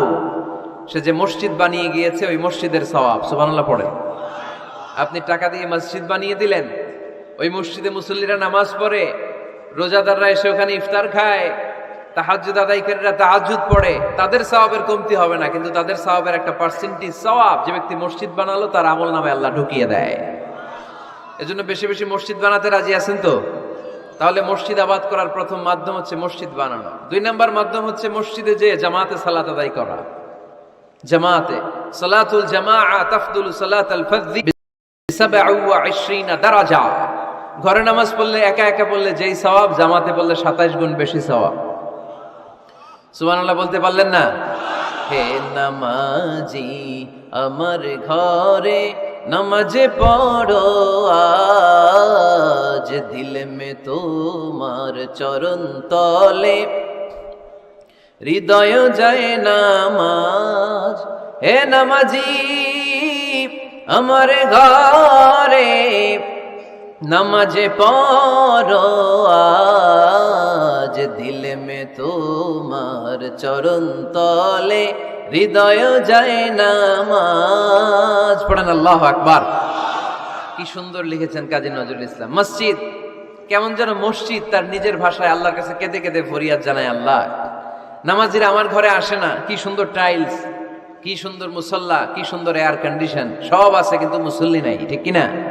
মসজিদগুলো আল্লাহর কাছে ফরিয়াদ জানায়। এজন্য আমরা যেন মসজিদমুখী হই। কি মুখী? আওয়াজ করে বলতে হবে, কি মুখী? মসজিদমুখী। তাহলে মসজিদ আবাদের 1 নাম্বার পদ্ধতি মসজিদ বানানো। 2 নাম্বার মসজিদে বেশি বেশি যে জামাতে সালাত আদায় করা। 3 নাম্বারে মসজিদের সাথে সম্পর্ক জুড়ে দেওয়া, হৃদয়টা যেন সবসময় মসজিদের সাথে লেগে থাকে। আল্লাহর হাবিব সাল্লাল্লাহু আলাইহি ওয়াসাল্লাম বললেন, সাবআতুন ইউযিল্লুহুমুল্লাহু ফি যিল্লিহি ইয়াওমা লা যিল্লা ইল্লা যিল্লু। 7 শ্রেণীর ব্যক্তিকে আল্লাহ তাআলা কিয়ামতের দিন আরশের নিচে ছায়া দিবে, যেদিন আল্লাহর আরশের ছায়া ছাড়া কোনো ছায়া পৃথিবীতে থাকবে না। সেই দিনটা কি এই দিনের মতো? কিয়ামতের দিনটা আজকের এই দিনের মতো হবে? 50,000 বছর হবে। এটা লেন্থ, এটা ডিউরেশন। কাআন সাফসাফা লা তারা ফিহা ইওয়াজা ওয়ালা আমতা। লেভেল প্লেইং ফিল্ড, তামার জমিন। একটু কল্পনা করেন তো ওই দিনটা কত ভয়ঙ্কর। বাবা ছেলেরে চিনবে না ওই দিন, ছেলে বাবারে চিনবে না, স্ত্রী স্বামীকে চিনবে না, স্বামী স্ত্রীকে চিনবে না, পীর সাহেব মুরিদ চিনবে না, মুরিদ পীর সাহেবকে চিনবে না, নেতা কর্মীকে চিনবে না, কর্মী নেতাকে চিনবে না। হায় হায়, ইয়া নাফসি বলে কাঁদবে। সূর্যটা মাথার কাছে চলে আসবে, সূর্যের তাপে মাথার মগজগুলো গলে গলে নাকের ছিদ্র আর কানের ছিদ্র দিয়ে টপ টপ করে বেয়ে বেয়ে পড়বে। তৃষ্ণায় মানুষগুলো পাগল পাড়া, জিহ্বাটা বের হয়ে নাভি পর্যন্ত ঝুলতে থাকবে। সেদিন সবাই পাগলের মতো ছুটতে থাকবে, কোনো ছায়া নাই আল্লাহর আরশের ছায়া ছাড়া। আল্লাহর হাবিব বললেন, 7 শ্রেণীর ব্যক্তিকে আল্লাহ তাআলা আরশের নিচে ছায়া দিবেন। এর মধ্যে 1 শ্রেণীর ব্যক্তি রাজুলুন কলবুহু মুআল্লাকুন বিল মাসাজিদ। ওই ব্যক্তি যার হৃদয়টা সবসময় আল্লাহর মসজিদের সাথে লেগে থাকে। মসজিদের সাথে যার হৃদয় লেগে থাকে তাকে আরশের নিচে ছায়া দিবে কে? এজন্য মসজিদের সাথে যেন আমাদের হৃদয়গুলো লেগে থাকে। অনেকে দেখবেন এত ভালো নামাজি, জোহর পরে টেনশন করে আসরটা কই পড়বো, আসর পরে চিন্তা করে মাগরিবের সময় আমি কোথায় থাকবো, মাগরিবের সময় টেনশন, ইস এশাটা হয়ে গেলেই তো শেষ। এরকম লোক আছে না নাই? এদেরকে সেই কঠিন ভয়াবহ দিনে আরশের নিচে ছায়া দিবে কে? তারপরে মসজিদ, আমাদের 4 নাম্বার পদ্ধতি, মসজিদকে পরিচ্ছন্ন রাখা, মসজিদকে ঝাড়ু দেয়া। মসজিদকে যারা পরিষ্কার করে তাদের হৃদয়ের যন্ত্রণা দূর করে দেয় কে? সাইয়েদনা ইব্রাহিম আলাইহিস সালাম এবং ইসমাঈল আলাইহিস সালামকে আল্লাহ তাআলা আদেশ করেছেন, তাহহিরা বাইতিয়া লিত-তাইফিনা ওয়াল আকিফিনা ওয়ার রুকআই সুজুদ। হে ইব্রাহিম, ইসমাঈল, বাপ বেটা দুইজন মিলে মসজিদ ঝাড়ু দাও। কি ঝাড়ু দাও? মসজিদেরি ঝাড়ু বড়দার, ও কামারে হাত শোনো আমারে মুনাজাত। পড়েন, শোনো শোনো ইয়া ইলাহি আমারে মুনাজাত, শোনো আমারে মুনাজাত। পড়েন আমিন। মসজিদ ঝাড়ু দেওয়া মসজিদ আবাদের অন্তর্ভুক্ত। আপনারা কেউ কোনোদিন মসজিদ ঝাড়ু দিয়েছেন নাকি? কে কে দিয়েছেন দেখি? সবাই? সবাই মসজিদের খাদেম? মাশাআল্লাহ। আমিও দিছি মসজিদ ঝাড়ু, অনেক দিছি। মাশাআল্লাহ, আল্লাহ তুমি কবুল করো। যাদের হৃদয়ে বড় জ্বালা, ফ্যামিলিতে সুখ নাই, শান্তি নাই, তারা হৃদয়ে প্রশান্তি আনতে চাইলে এতিমখানায় যাবেন, এতিমের মাথায় হাত বুলিয়ে দিবেন, এতিমের মুখে খাবার তুলে দিবেন। আপনার হৃদয়টারে নরম করে দিবে কে? আল্লাহর ঘর মসজিদে যাবেন, নিজ হাতে মসজিদটারে একটু পরিষ্কার করে দিবেন, আপনার জীবনটারে উজালা করে দিবে কে? তাহলে এগুলো করার মাধ্যমে আমরা মসজিদের আবাদ করতে চাই। আমরা মসজিদের আবাদকারী হতে চাই কি চাই না? আল্লাহর ঘর মসজিদ আবাদ করার মতো শ্রেষ্ঠ কাজ পৃথিবীতে হতে পারে না। এই মসজিদের কিছু আদব আছে, আল্লাহ রাসূল সাল্লাল্লাহু আলাইহি ওয়াসাল্লাম বলেছেন এই আদবগুলো মেনটেন করে যেন আল্লাহর ঘর মসজিদের সাথে আমরা ব্যবহার করি। মসজিদের 1 নম্বর আদব হচ্ছে মসজিদে ওযুর সাথে প্রবেশ করা। কিসের সাথে? ওযু করে পরিচ্ছন্ন হয়ে মসজিদে প্রবেশ করা। এজন্য অপবিত্র অবস্থায়, গোসল ফরজ, এরকম অবস্থায় মসজিদে ঢোকা যাবে? কথা বলেন, ঢোকা যায়?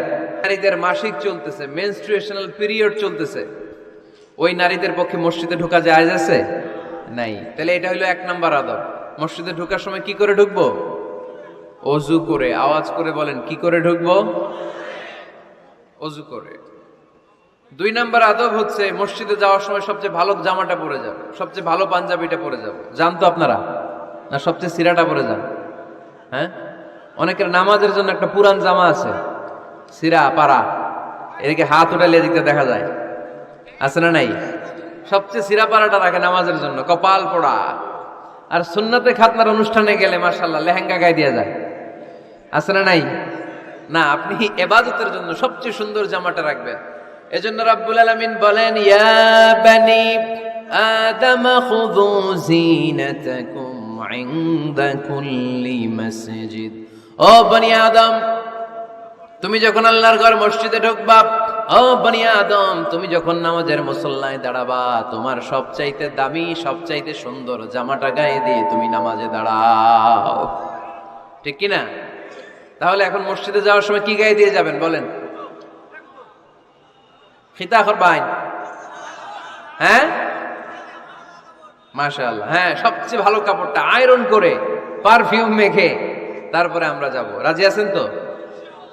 3 নম্বর আদব হচ্ছে মসজিদে ঢোকার সময় বাম পা দিয়ে ঢুকতে হয়।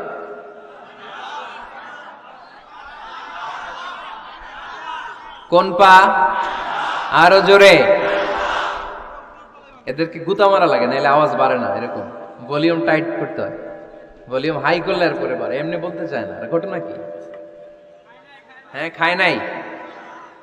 বদরের যুদ্ধ হয়েছিল রমাদানে, কোন সাহাবী খায় নাই, না খাইয়া একেবারে সাইজ করে দিছে কাফেরদেরকে।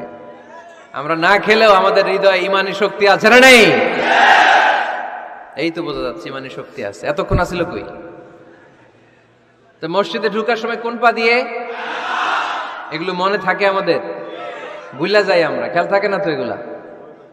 এত কিছু মনের মধ্যে রাখলে এগুলো মনে থাকবে কেমনে? মসজিদে ঢোকার সময় কোন পা? আরো জোরে।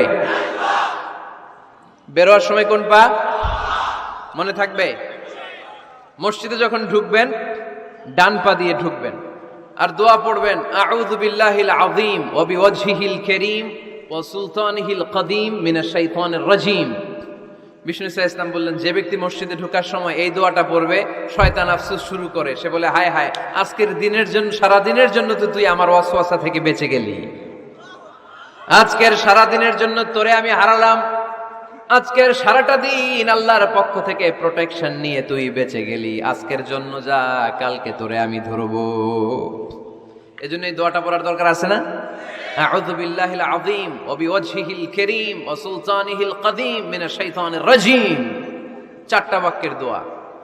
মুখস্থ করতে কষ্ট হলে যে ইউটিউবে চলে যাবে আজকেই, ওখান থেকে শুনে আপনারা মুখস্থ করে নেবেন, এই দোয়াটা পড়বেন, তাহলে ওই দিনের জন্য শয়তানের ওয়াসওয়াসা, টেম্পটেশন, প্রভোকেশন থেকে আপনি আল্লাহ তাআলার প্রোটেকশনে চলে গেলেন। সুবহানাল্লাহ পড়েন। তারপর আল্লাহর হাবিব বললেন, ঢোকার আগে আমারে সালাম দাও। পড়বেন, আসসালামু আলাইকা আইয়ুহান নাবিয়্যু ওয়া রাহমাতুল্লাহি ওয়া বারাকাত। এই দুইটা জিনিস যখন করে ফেললেন, তখন ডান পা দিয়ে পড়বেন, আল্লাহুম্মা ইফতাহ লি আবওয়াবা রাহমাতিক। সুবহানাল্লাহ পড়েন। আল্লাহুম্মা ইফতাহ লি, ও আল্লাহ আমার জন্য তুমি খুলে দাও, আবওয়াবা রাহমাতিক, তোমার রহমতের দরজা। তার মানে মসজিদে ঢুকলে রহমত পাওয়া যায় কি যায় না? মসজিদে ঢুকলে পাওয়া যায় রহমত, মসজিদের বাইরে রহমতের কথা আল্লাহ বলে নাই, মসজিদের ভিতরে রহমত। কোথায় রহমত? কোথায়? মসজিদের ভিতরে রহমত আছে না? তার প্রমাণ, মসজিদে ঢুকলেই শান্তি লাগে কেমন জানি, আর ঘুমে ধরে। মসজিদে ঘুমাইছেন কারা কারা দেখি? সবাই ঘুমাইছেন? আরে আমি কত ঘুমাইছি, জুমার নামাজের সময় যে কি ঘুম আসে, আসে আসে, কমন পড়ছে, একেবারে কমন পড়ে গেছে, ঘুম আসে। কারণ রহমত, রহমতের ঝিরি ঝিরি বাড়ি ধারা আল্লাহ তাআলা আরশের উপর থেকে নাজিল করতে থাকে, আর এই রহমতের কারণে হৃদয়টা প্রশান্ত হয়ে যায়, অনেকের ঘুমও চলে আসে, ঠিক কি না? এজন্য আল্লাহুম্মা ইফতাহ লি আবওয়াবা রাহমাতিক, ও আল্লাহ তোমার রহমতের দরজাগুলো আমার জন্য খুলে দাও। এই দোয়া পড়লে রহমতের দরজা খুলে দেয় কে? আবার মসজিদ থেকে যখন বের হবেন তখন কোন পা দিয়ে? জোরে বলেন।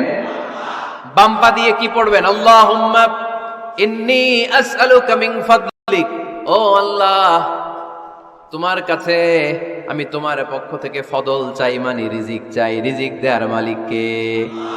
তার মানে খুব সোজা সাপটা কথা হচ্ছে, মসজিদের ভিতরে পাওয়া যায় রহমত, আর বাইরে পাওয়া যায় ফদল বা রিজিক। বাইরে পাওয়া যায় কি? রিজিক। মসজিদের ভিতরে রিজিক আছে, তার মানে সারাদিন মসজিদে বসে থাকলে রিজিক মিলবে। নামাজের সময় নামাজ পড়তে হবে, কাজের সময় কাজ করতে হবে, এটাই হচ্ছে ইসলামের বিধান। নামাজের সময় নামাজ, কাজের সময়, আমি প্রশ্ন করবো, আওয়াজ করে উত্তর দেন, নামাজের সময়, কাজের সময়, নামাজের সময়, কাজের সময়, এটা মনে থাকবে। এজন্য আল্লাহ বললেন, ফাইদা কুদিয়াতিস সালাতু ফান্তাশিরু ফিল আরদি ওয়াবতাগু মিন ফাদলিল্লাহ। যখন তোমাদের সালাত শেষ হয়ে যায়, আল্লাহর রিজিক অন্বেষণের জন্য আল্লাহর জমিনে তোমরা ছড়িয়ে যাও। নামাজের সময় আসবেন, নামাজ শেষ বের হয়ে যান, ফিল আরদ, জমিনে ছড়িয়ে পড়ো।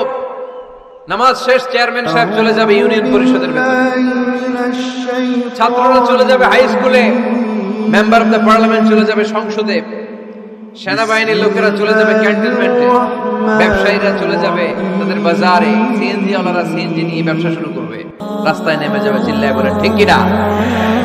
এটাই ইসলামের বিধান। দোয়া করতেন নামাজের সময়, তিনি বলতেন আল্লাহুম্মা ইন্নী কাজের সময়। আচ্ছা, তাহলে প্রথম পবিত্র হয়ে ঢুকবো, ভালো জামা পরে ঢুকবো, 2 নাম্বার আল্লাহর কাছে দোয়া করতেন, কাঁদতেন আর বলতেন, আল্লাহ আমি আপনার গোলাম, বের হওয়ার সময় গোলামের ঘরের গোলাম। 4 নাম্বার মসজিদে ঢুকে 2 রাকাত। আউযু বিল্লাহি মিনাশ শাইতানির রাজীম, বিসমিল্লাহির রাহমানির রাহিম।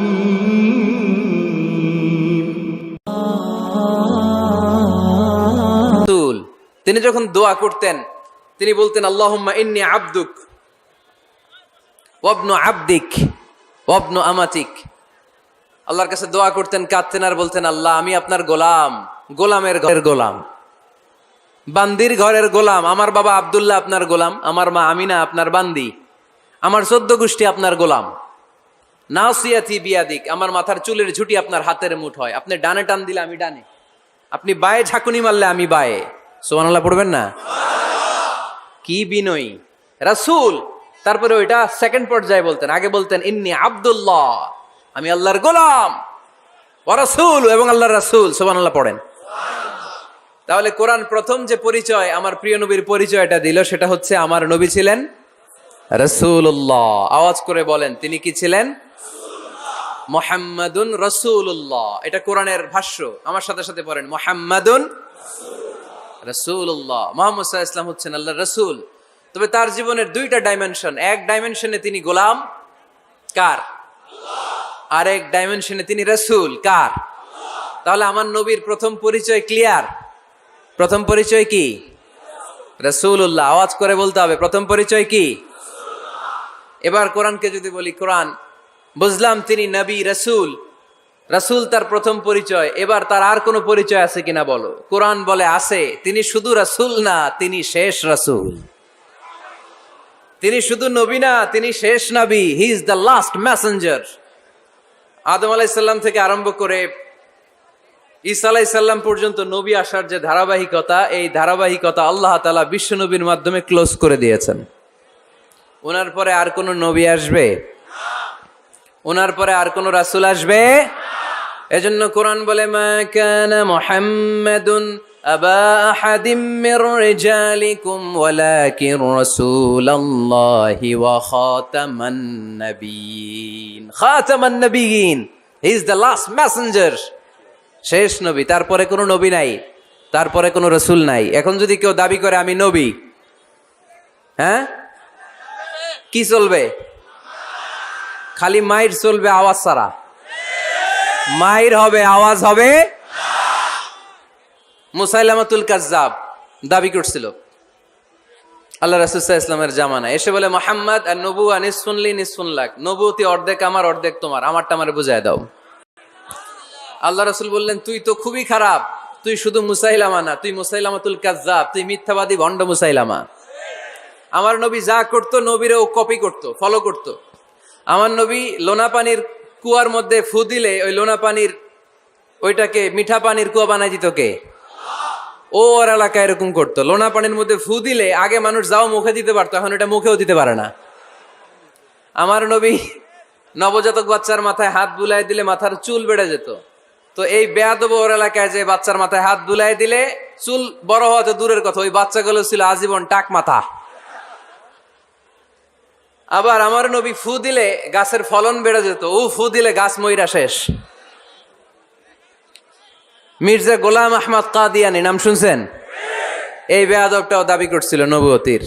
টয়লেটের ভেতরে পয়রা মরছে, মেথর দিয়ে ওরে টেনে টেনে উঠানো লাগছে। তাই আমার নবীর সাথে বেয়াদবি করলে ওর সাথে ছাড় নাই। চিল্লায় বলো ঠিক কিনা? শেষ নবী, ওনার পরে নবী নাই। ওনার পরে নবুয়তির দাবি করলে ওর খবর আছে। চিল্লায় বলেন ঠিক কিনা? এজন্য আল্লাহ বললেন তিনি হলেন খাতামুন নাবিয়িন, ওনার পরে আর কোনো নবী নাই। আমার নবী বলছেন, লা নাবিয়্যা বা'দি ওয়ালা রাসূলা, আমার পরে কোনো নবী নাই, আমার পরে কোনো রাসূল নাই। তবে লাউ কানা বা'দি নাবিয়্যুন লাকানা উমর, আমার পরে নবী হওয়ার যোগ্যতা যদি কারো থাকে, আমার ওমরের ওই যোগ্যতা আছে। প্রভু তুমি বলেছ রাসূল দেবে না, বলনি দেবে না ওমর, বলনি দেবে না হামজা তারিক, খালিদ বিজয় সমর। প্রভু তুমি বলেছ রাসূল দেবে না, বলনি দেবে না ওমর, বলনি দেবে না হামজা তারিক, খালিদ বিজয় সমর। প্রভু তুমি বলেছ রাসূল দেবে না। রাসূল দেবে না, এই কথাটা কার? আমার নবীর পরে আর কোন রাসূল তিনি দিবেন না। তিনি শেষ নবী, তিনি আখিরি নবী। সুবহানাল্লাহ পড়েন। আবার মুসলিম শরীফের বর্ণনায় বিশ্বনবী চমৎকার এক হাদিস বললেন। তিনি বললেন, মাসালি ওয়া মাসালুল আম্বিয়া মিন ক্বাবলি কামাসালি রাজুলিন বানা বাইতান, আমার দৃষ্টান্ত আর আমার আগের সব নবীদের দৃষ্টান্ত ওই ব্যক্তির মতো যেই ব্যক্তি একটি ঘর বানিয়েছে। কি বানিয়েছে? চমৎকার, চোখ ধাঁধানো সৌন্দর্য দিয়ে এক ঘর। এই ঘরের ভুল ধরার মতো কোনো ভুল নাই। এত ডিজাইন, এত ইন্টেরিয়র ডিজাইন করেছে, লোকজন যেই আসে দেখে বলে বাহ বাহ। দেখে কি বলে? বাহ বাহ।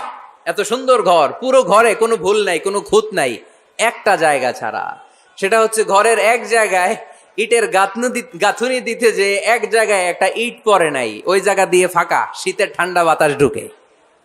সুবহানাল্লাহ কইতে পারলেন না? বিষ্ণুই বললেন আমার দৃষ্টান্ত আর সব নবীদের দৃষ্টান্ত ওই ব্যক্তির ঘর বানানোর মতো। যে ব্যক্তি সুন্দর ঘর বানালো, তার ঘর যেই দেখে সে বাহাবা বলে, কোনো ভুল নাই, কোনো খুঁত নাই, একটা জায়গা ছাড়া। দেখা গেল এক জায়গায় ইটের গাঁথুনি পড়ে নাই, একটা ইটা নাই। বিশ্বনবী বললেন আনাল লাবিনা, আমি হইলাম ওই ইটা।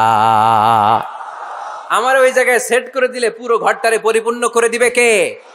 তাই আমি ছাড়া এই পৃথিবী অসম্পূর্ণ, অপূর্ণাঙ্গ। যখনই আমি এসেছি গোটা বিশ্ব পূর্ণাঙ্গ হয়েছে, ঠিক কিনা? সহিহ মুসলিমের বর্ণনা, ফাআনাল লাবিনা, আমি হচ্ছি সেই ইটা। আনা খাতামুন নবিয়্যিন, আমি হচ্ছি সেই শেষ নবী। আমারে যখন ওই জায়গায় ওই গ্যাপটা সেট করে দেয়া হয়েছে, ওই ঘরের পূর্ণাঙ্গতা দান করেছে কে? আবার আল্লাহ বললেন এক এক নবীরে আমি এক এক জায়গায় নবুয়তির বাউন্ডারি দিয়েছি।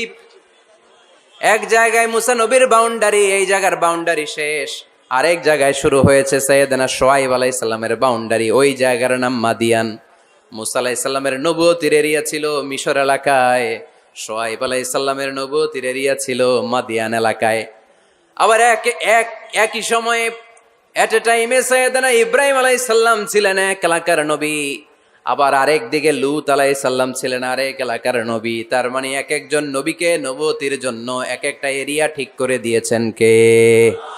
কিন্তু আমার নবীর জন্য সীমায়িত, স্পেসিফাইড কোন এরিয়া আল্লাহ বেঁধে দিয়েছেন নাকি? আওয়াজ করে বলতে হবে, আমার নবীর নবুয়তির আলাদা কোনো বাউন্ডারি আছে?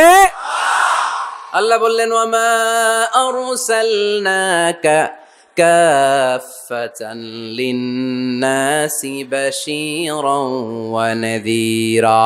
নবী হে, আপনার জন্য আপনার নবুয়তির আলাদা করে ছোট্ট কোনো বাউন্ডারি নাই, গোটা বিশ্বটাই আপনার নবুয়তির বাউন্ডারি। আপনি শুধু সৌদি আরবের নবী না, আপনি শুধু মিশরের নবী না, আপনি শুধু বাংলাদেশিদের নবী না, আপনি শুধু আরবি ভাষাভাষীদের নবী না, আপনি শুধু সাদা চামড়ার লোকদের নবী না, আপনি শুধু পুরুষ মানুষদের নবী না, আপনি শুধু শক্তিশালীদের নবী না, আপনি গোটা বিশ্বের সবার জন্য নবী হয়ে এসেছে। খাতামুন নবিয়্যিন, উনি শেষ নবী। আমার নবীর পরে আর কোন নবী আসবে? সবাই বলেন আসবে। তাহলে কোরআন প্রথম পরিচয় দিল আমার নবী কি? রাসূলুল্লাহ। আওয়াজ করে বলেন না, আমার নবীর পরিচয় কি? রাসূলুল্লাহ। আমার নবীর দ্বিতীয় পরিচয় হচ্ছে উনি খাতামুন নবিয়্যিন, শেষ নবী। সিল মেরে দিয়েছেন আল্লাহ। চিঠির মধ্যে চিঠি লাগিয়ে সিল মারলে ওই চিঠি খোলা নিষেধ, যায় না। হাইকোর্ট থেকে রিট জারি করে কোনো বাড়ি যদি সিলগালা করে দেয়, কেউ খুলতে পারবে? নবুয়তির যে ধারাবাহিকতা, পুরো নবুয়তিকে যদি আমরা একটা মুক্তার মালা চিন্তা করি, তাহলে সর্বশেষ যে মালাটা দিয়ে আল্লাহ তাআলা মুক্তাটা গেঁথেছেন, ওই মালার নাম মুহাম্মদ সাল্লাল্লাহু, শেষ নবী। তাহলে প্রথম পরিচয় রাসূলুল্লাহ, দ্বিতীয় পরিচয় শেষ রাসূল। কোরআন আমার বিশ্বনবীর তৃতীয় যে পরিচয় দিচ্ছে সেটা হচ্ছে তিনি যদিও রাসূলুল্লাহ, যদিও শেষ রাসূল, তবে তিনি মানুষ ছিলেন। তিনি কি ছিলেন? নাকি জিন ছিলেন? নাকি ফেরেশতা? আমার নবী কি ছিলেন? আওয়াজ করে বলতে হবে। আকীদা, বিশ্বাস খালিস করে নেন, আমার নবী মানুষ ছিলেন, তবে আমার আর আপনার মতো সাধারণ মানুষ নয়, তিনি অসাধারণ মানুষ। তিনি যদিও মানব গোষ্ঠীর অন্তর্ভুক্ত, তিনি যেন তেন মানব নন, তিনি মহামানব। তিনি যদিও নবী, তিনি সাধারণ নবী নন, তিনি মহানবী। সুবহানাল্লাহ পড়বেন না? প্রথম বললাম কি আমার নবী মানুষ ছিলেন, কিন্তু সাধারণ মানুষ, অসাধারণ মানুষ। সুবহানাল্লাহ পড়েন। যদিও তিনি মানব, যেন তেন মানব না, তিনি মহামানব। যদিও তিনি নবী, তিনি মহানবী, ঠিক কিনা? তিনি আমাদের মতো মানুষ কোন সেন্সে? আমরা মায়ের পেট থেকে দুনিয়াতে আসি, প্রিয় নবীও এসেছেন। কথা বুঝতেছেন? যুবক ভাইরা বুঝতেছো? একবার ঠিক করে নাও, আজীবন এই মাসালা দিয়ে আগাইতে হবে সামনের দিকে, ঠিক কি না? মানুষ আমাদের মতো কোন সেন্সে? আমরাও মায়ের পেট থেকে পৃথিবীতে আসি, প্রিয় নবীও এসেছেন। আমরা বিয়ে করি, প্রিয় নবীও বিয়ে করেছেন। আমাদের সন্তান হয়, প্রিয় নবীরও হয়েছে। আমাদের গায়ে আঘাত করলে রক্ত বেরোয়, প্রিয় নবীরও উহুদের ময়দানে দাঁত ভেঙে টকটকে লাল রক্ত ঝরেছে, ঠিক কিনা? এই সেন্সে তিনি আমাদের মতো মানুষ, কিন্তু সাধারণ মানুষ না, তিনি অসাধারণ মানুষ। তার তুলনা তিনি নিজেই। আমার নবীর মতো সুন্দর নবী পৃথিবীতে আছে? কথা বলেন। চাঁদের চেয়ে সুন্দর তুমি নবী আমার কমলিহিওয়ালা, চাঁদের চেয়ে সুন্দর তুমি নবী আমার কমলিহিওয়ালা, দু জাহানের বাদশাহ তুমি প্যারা নবী সাল্লে আলা, দু জাহানের বাদশাহ তুমি প্যারা নবী সাল্লে আলা, চাঁদের চেয়ে সুন্দর তুমি নবী আমার কমলিহিওয়ালা। সুবহানাল্লাহ পড়েন। অনেকে বলে নবীদের মধ্যে ইউসুফ আলাইহিস সালাম বেশি সুন্দর ছিল, কিন্তু আমার নবীর চেয়ে বেশি সুন্দর? বিষ্ণু বলতেন আনা মালিহ ওয়া আখি ইউসুফু সাবিহ, আমি হচ্ছি মালিহ, মিলহুন মানে লবণ, লবণ থেকে লাবণ্যময়ী। আমার নবী ছিল লাবণ্যময় সুন্দর, আর ইউসুফ আলাইহিস সালাম ছিলেন সাবিহ, ধবধবে সাদা সুন্দর। দেখতে ভাল লাগে কোনটা? এদিকে লাবণ্যময় সুন্দর, এদিকে সাদা সুন্দর, ভাল লাগে কোনটা? ইউসুফ আলাইহিস সালামের চেহারা দেখে মিশরের মেয়েরা, এত সুন্দর নবী ইউসুফ আলাইহিস সালামকে দেখে লেবু কাটতে যে আঙ্গুল কেটে ফেলেছিল। কোরআনে এই কথা আছে না নাই?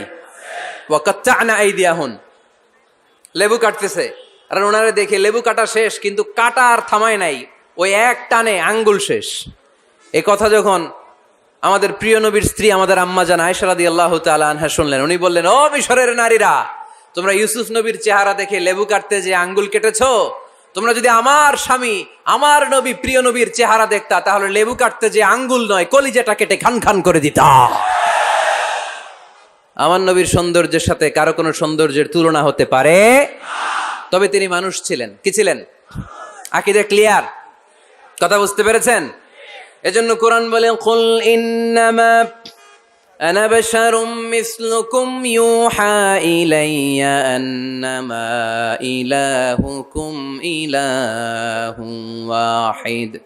ও নবী, আপনি বলে দেন, নিশ্চয় আমি তোমাদের মতোই মানুষ, কিন্তু পার্থক্য হলো আমার কাছে ওহী আসে, তোমাদের কাছে আসে না।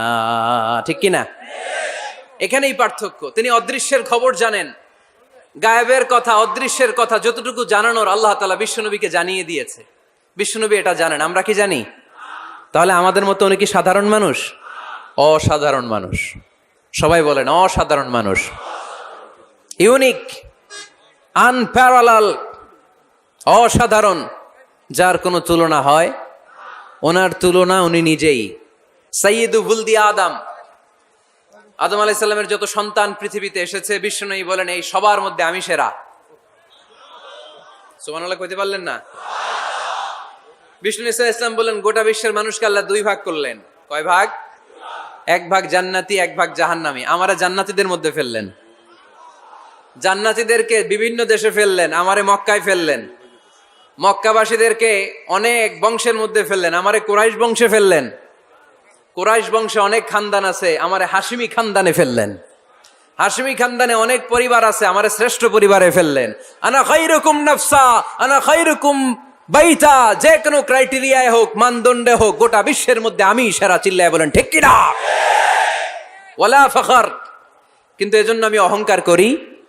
বিশ্বনবীর মনে কোনো অহংকার ছিল? তিনি মানুষ ছিলেন, অসাধারণ মানুষ।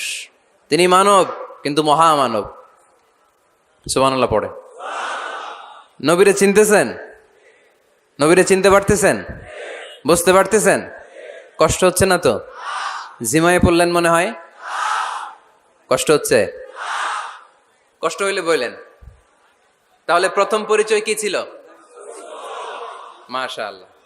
এই যে এটা ক্লাস, তাফসীর মাহফিলের ক্লাস। আমার যে কত ভালো লাগে ছোট্ট ছোট্ট ছেলেরা যখন এসে বলে, হুজুর আমি আপনার ক্লাসের ছাত্র।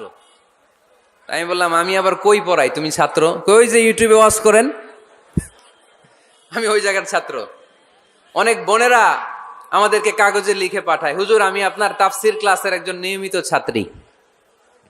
এয়ারপোর্টে ওই দিন এক ফ্যামিলি দৌড়ে আসছে, বলে হুজুর আমার পুরো ফ্যামিলিটাই আপনার ক্লাসের ছাত্র। আলহামদুলিল্লাহ, আমার জীবন ধন্য, আমার জীবন ধন্য যে আমার কথাগুলোকে লোকজন ক্লাসের মতো মনে করে। এইটাই করা দরকার। বুঝলেন কিনা জিজ্ঞেস করব, উত্তর করবেন। যা বললাম আবার আপনারা শোনাবেন। এক পক্ষের কথা হইলে ঝামেলা আছে না নাই?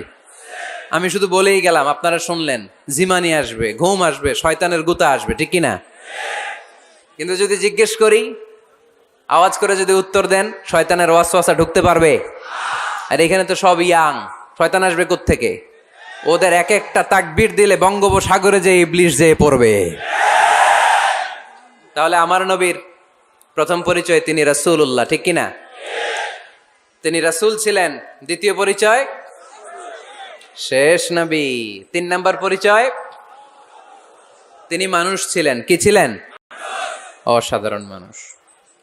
4 নাম্বার পরিচয়, আমার নবী কখনো মন গড়া কিছু বলতেন না। খেয়াল করে শুনবেন, আমার নবী মন গড়া কিছু বলতেন? ওনারা সব শিখাই দিত কে? ওনার শিক্ষক কে? পৃথিবীর কোন মানুষের কাছে উনি পড়ছেন? ওনার লেখাপড়া করা লাগে? আরে লেখাপড়া করা লাগে তো আমাদের লেখা লাগে, আমাদের পড়া লাগে। নবীর লেখা লাগে না, নবীর পড়া লাগে না। কারণ নবী আমাদের মতো সাধারণ না, তিনি অসাধারণ মানুষ। চিল্লায় বলো ঠিক কিনা? কোন শিক্ষকের কাছে উনি যান নাই, কোন উস্তাদের পদপ্রান্তে যে বসেন নাই উস্তাদ বলে, কারণ ওনারা উস্তাদ একজন। চিল্লায় বলেন তিনি কে? তিনি মন গড়া কিছু বলেন না। He was guided by revelation, by ওয়াহি। তিনি ওহী দ্বারা পথ প্রদর্শিত হয়ে কথা বলেন। না জানলে চুপ থাকেন। আমাদের একটা বদ অভ্যাস, না জানলেও আমরা বলি, আছে না নাই? আমি জানি না, এইটা বলতে এত লজ্জা লাগে আমাদের, এত লজ্জা লাগে, এত লজ্জা লাগে। এখন থেকে এইটা প্র্যাকটিস করবেন, বলবেন যে আমি জানি না। আসলেই তো আমি জানি না। আমি কি জানি? জানে তো একজন, তিনি কে? আমি জানি, আমার চেয়ে বড় কেউ নাই, এটা বললেই খবর আছে। এরকম বলে শয়তান। এরকম বলে কে? মুসা আলাইহিস সালাম ওয়াজ করতেছিলেন উম্মতের মাঝখানে। এক উম্মত দাঁড়ায় বলে, ইয়া নবী আল্লাহ, মান আ'লামু ফিল আরদ। হে নবী মুসা, একটা প্রশ্ন। কি প্রশ্ন? আপনি বলেন তো বর্তমান পৃথিবীতে সবচেয়ে বড় জ্ঞানী কে? এই স্টপ। আপনি বলেন তো সবচেয়ে বড় জ্ঞানী কে? মুসা আলাইহিস সালাম বলে আমি। মুসা আলাইহিস সালাম কি বললেন? আসলে ভুল বলেন নাই, কারণ যাকে আল্লাহ কোনো এলাকার জন্য নবী বানিয়ে পাঠান, তাকে তো ওই এলাকার সবচেয়ে বেশি জ্ঞান দিয়েই পাঠান, ঠিক কিনা? কিন্তু আল্লাহ চেয়েছেন মুসা আলাইহিস সালাম এইভাবে না বলে যদি এরকম বলতো, আল্লাহু আ'লাম, আল্লাহ বেশি জ্ঞানী, তাহলে আল্লাহ বেশি খুশি হতেন। যখনই বললেন আমি, আল্লাহ ডেকে বললেন, মুসা নো, তুমি সবচেয়ে বেশি বড় জ্ঞানী না। ইযহাব ইলা মাজমাইল বাহরাইন, 2 সাগরের মিলনস্থলে একটা জায়গা আছে, ওখানে আমার এক বান্দা আছে যে তোমার চাইতেও জ্ঞানী। ইসমুহু খদির, তার নাম খদির, যারা আমরা বাংলায় বলি খিজির। খিজির আলাইহিস সালাম বলি না, আসলে ওনার নাম কি? খদির। খদির মানে এভারগ্রিন, সবুজ। উনি কোন জায়গায় বসলে ওইখানকার হলুদ ঘাসগুলো মুহূর্তে সবুজ হয়ে যেত। গাছপালা না জন্মালে ওদিক দিয়ে হাঁটলে সবুজ গাছপাতা জন্মাতে শুরু করত। তাই কখনো বলা যাবে না আমি সব জানি।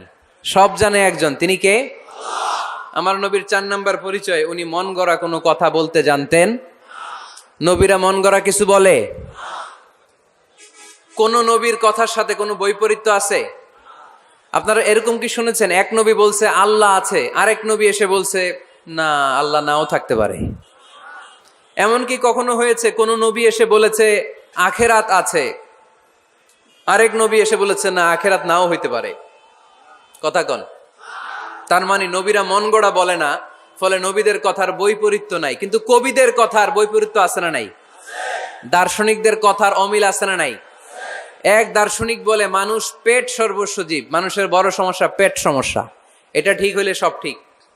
আরেক দার্শনিক এসে বলে না, মানুষের সেক্স সমস্যা বড় সমস্যা, যৌন সমস্যা, এটা ঠিক করে দিলে সব ঠিক। আরেকজন এসে বলে না, পেটও না যৌন সমস্যাও না, মানুষ আসলে মানুষই না, মানুষ হইল বান্দর। তাহলে দেখেন তিন দার্শনিক তিন কথা বলছে, ঠিক কিনা? কিন্তু পৃথিবীতে যে লক্ষাধিক নবী, একজনের কথার সাথে আরেকজনের কথার কোনো অমিল আছে? কারণ নবীরা দার্শনিকদের মতো মন মস্তিষ্ক প্রসূত মন গড়া কথা বলে না। তাদের কাছে কথাগুলো আসে একটা হেড থেকে, হেডকোয়ার্টারটা কার।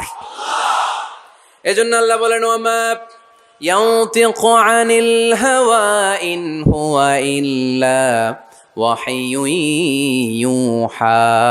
আমার নবী মন গড়া কিচ্ছু বলেন না, আমার কাছ থেকে ওহী পেয়ে তারপরে তিনি মুখ খোলেন। সুবহানাল্লাহ পড়েন আওয়াজ করে। কোন নবীর ফলোয়ার আপনি? কার ফলোয়ার?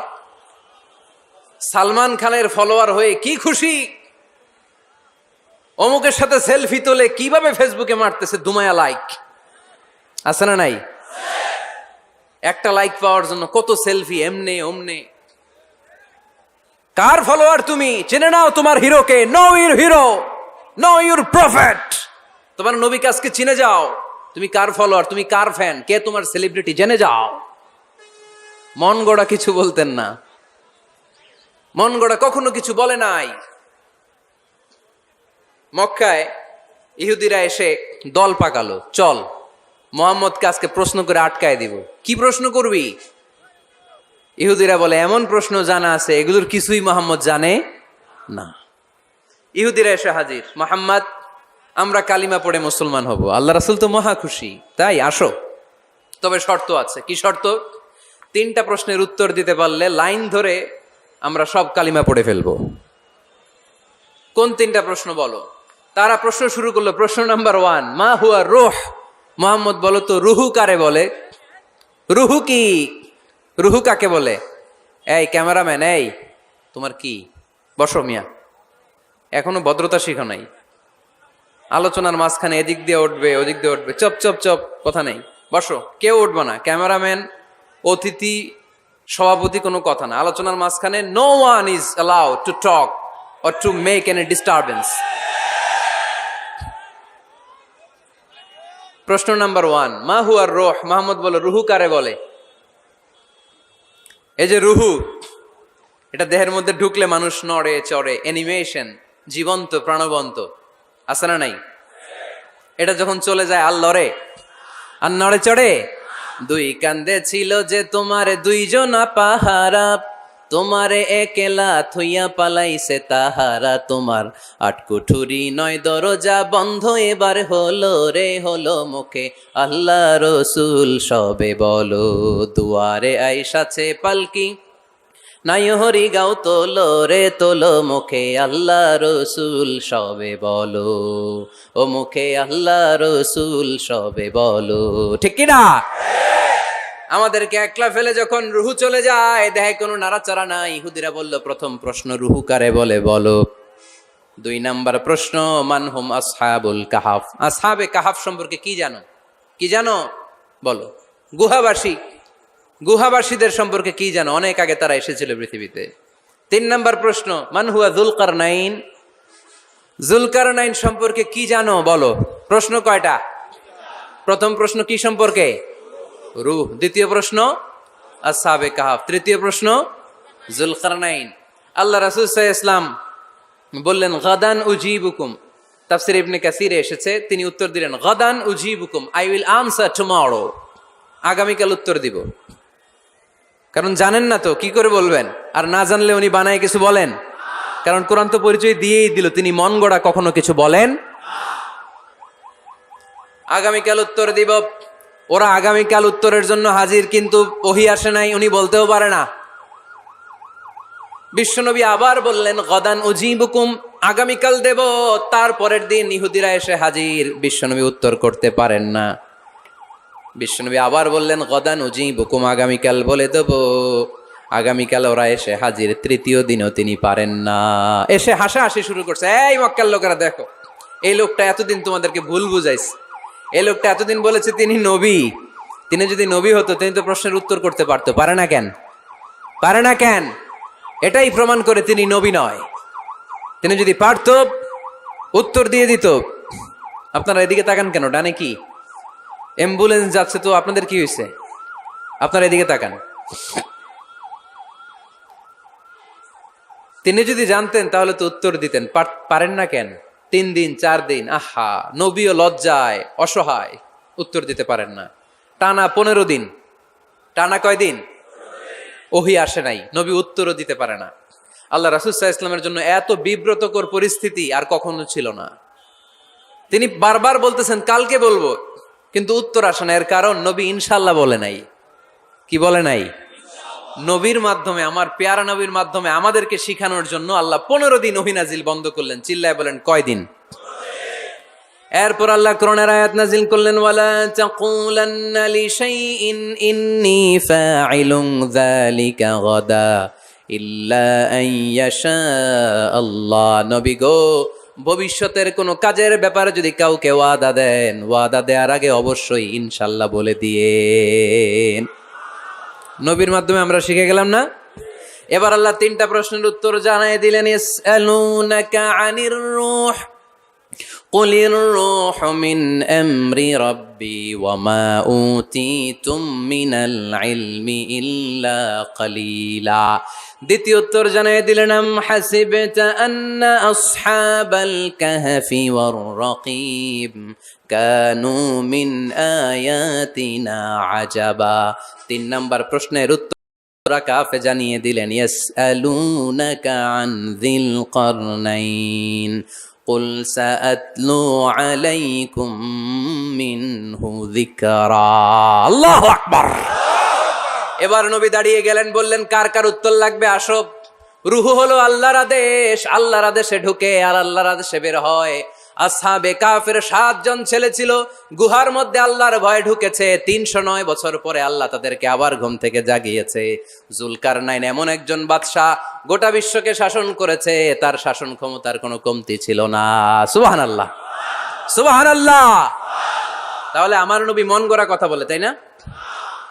মন গড়া বলে? হি ওয়াজ গাইডেড বাই ওয়াহি, হি ওয়াজ গাইডেড বাই রেভেলেশন। ওনার কাছে ওহী না আসলে, ওহী না নামলে তিনি কখনো কোনো কথা বলেন। তাহলে আমার নবীর 4 নাম্বার পরিচয়, তিনি মন গড়া বলে না, জেনে শুনে ওহীপ্রাপ্ত হয়ে বলে। সুবহানাল্লাহ পড়েন। এরপর কোরআন আমাদেরকে জানালো নবীর 5 নাম্বার পরিচয়, আমার নবী হচ্ছেন দিলদরিয়া, রহমতের নবী, দয়ার নবী, মায়ার নবী, ভালোবাসার নবী, আর কমতি নাই। তিনি হলেন রাহমাতাল লিল আলামিন। তিনি কি?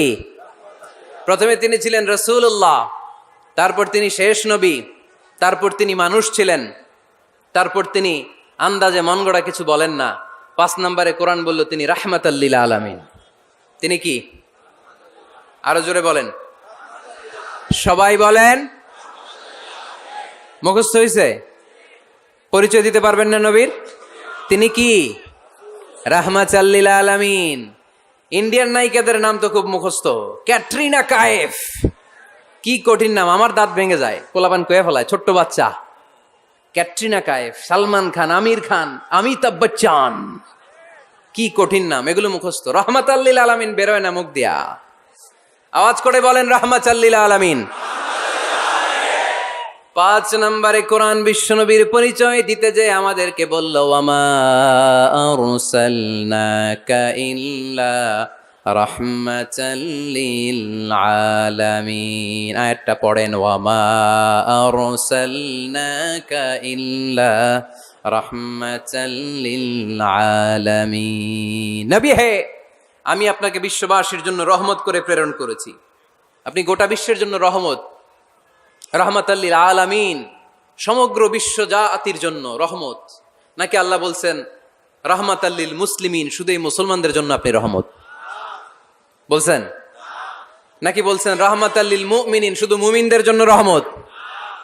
আল্লাহ কি বলছেন রাহমাতাল লিল মুসাল্লিন, শুধু এই মুসল্লিদের জন্য রহমত? আল্লাহ বলছেন কি?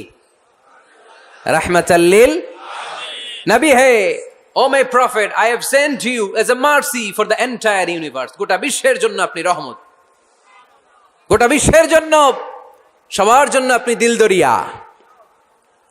এজন্য কোরআন বলল, লাকাদ জাআকুম রাসূলুম মিন আনফুসিকুম আজিজুন আলাইহি মা আনিতুম হারিসুন আলাইকুম বিল মুমিনিনা রাউফুর রহিম। তিনি আমার নবী, যিনি তোমাদের কাছে রাসূল হয়ে এসেছেন, আজিজুন আলাইহি মা আনিতুম, যেই জিনিসটা তোমাদেরকে কষ্ট দেয় এই জিনিস মেনে নেয়া নবীর পক্ষে সম্ভব না।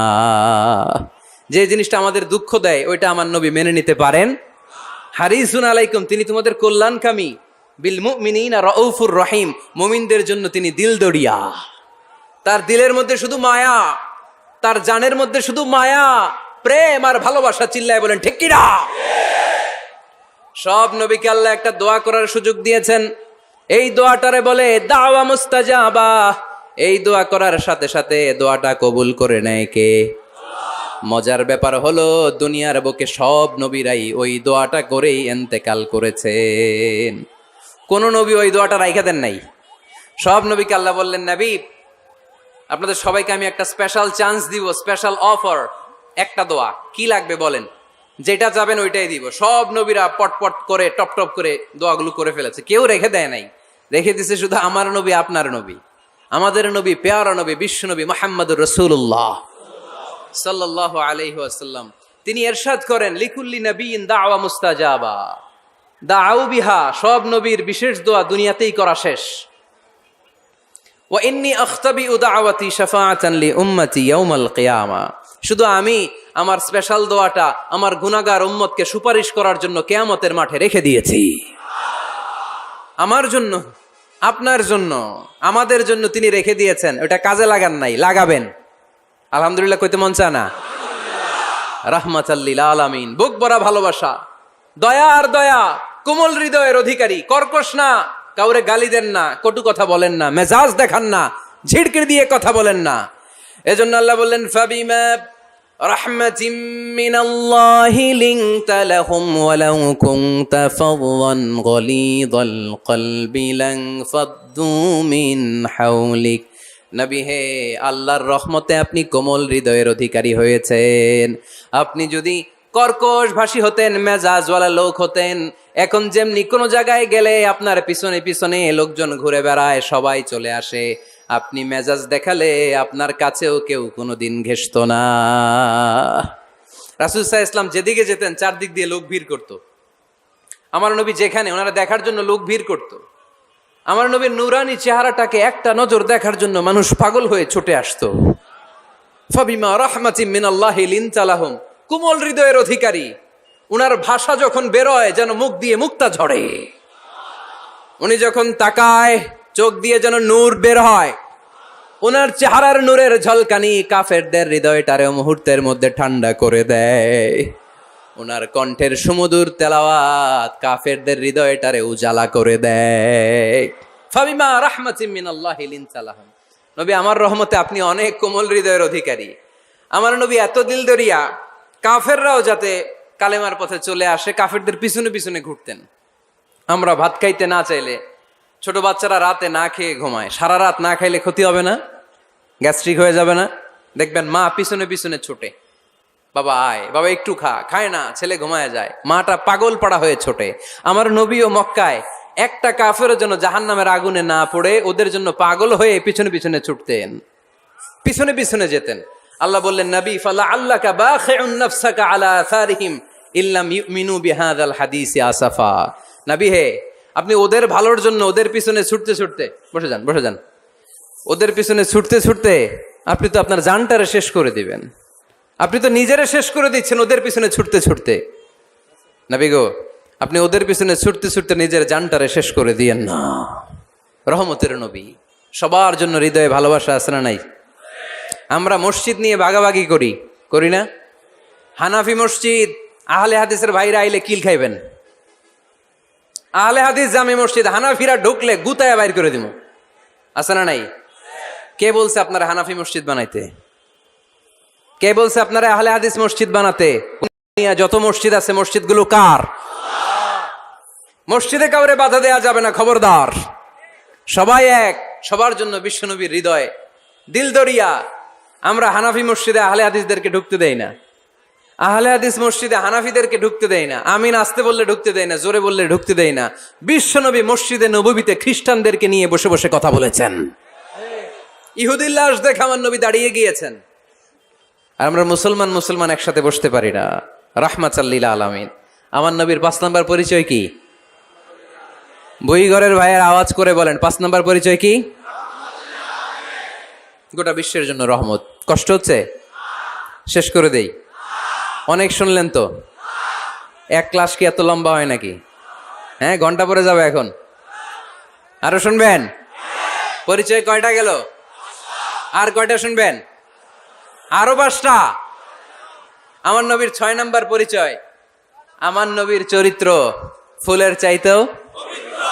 আমরা বলি আমার নেতার চরিত্র ফুলের চাইতেও পবিত্র, কাগজের ফুল। আছে না নাই? এই কথাগুলো আসলে আমাদের ক্ষেত্রে যায় না, যায় আমার নবীর ক্ষেত্রে। আমার নবীর চরিত্র ফুলের চাইতেও পবিত্র চরিত্রের অধিকারী। এটাকে বলা হয় খুলুকে আযীম। এটারে কি বলে? সবাই বলেন, আরো জোরে বলেন। আহা, নবীর ফলোয়ার নবীর সুন্দর সুন্দর নামগুলো নিতে চায় না, আওয়াজ করে বলেন খুলুকে আযীম। আরবিতে খুলুক মানে চরিত্র, খুলুক মানে এটার বহু বচন আখলাক। আখলাক তো বোঝেন, বলি না লোকটার আখলাক খুব ভালো, স্বভাব চরিত্র ভালো। তো আমার নবীর স্বভাবকে এত অনুপম, এত সুন্দর করে আল্লাহ কোরআনে তুলে ধরেছেন। আল্লাহ এটার নাম দিয়েছেন খুলুকে আযীম। কি নাম? খুলুক 3 ধরনের। কয় ধরনের? খুলুকে হাসান, খুলুকে কারিম, খুলুকে আযীম। আই রিপিট, খুলুকে হাসান, খুলুকে কারিম, খুলুকে আযীম। আবার বলি, খুলুকে হাসান, খুলুকে কারিম, খুলুকে আযীম। খুলুকে হাসান মানে সমান সমান, উনিও ধমক দিছে আমিও ধমক দিছি, এটা খুলুকে হাসান। আমি তো খারাপ কিছু করি নাই, আমি অতিরিক্ত জুলুম করছি নাকি ওনার উপরে? উনিও ধমক আমিও ধমক, সমান সমান, এটা খুলুকে হাসান। নবীর এটা ছিল না। আরেকটা হচ্ছে খুলুকে কারিম, উনি ধমক দিছে আমি ধমক দেই নাই, আমি সহ্য করে নিয়েছি, এটা খুলুকে কারিম।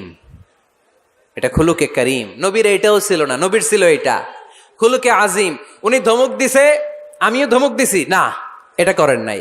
উনি ধমক দিছে আমি সহ্য করে নিলাম, কিছু বলি নাই, এটাও করেন নাই। উনি ধমক দিছে আমি ওনার জন্য দোয়া করলাম আর ওনারে বুকে টেনে নিলাম, আমি ওনারে ভালোবাসতে শুরু করলাম, ওনারে কাছে টেনে নিলাম, ওনারে বুকে জড়িয়ে ধরলাম। সুবহানাল্লাহ পড়তে পারলেন না? এটারে কি বলে? আমার নবীরটা মনে হয় খুলুকে হাসান ছিল, খুলুকে কারিম ছিল। আমার নবীর চরিত্র কি ছিল?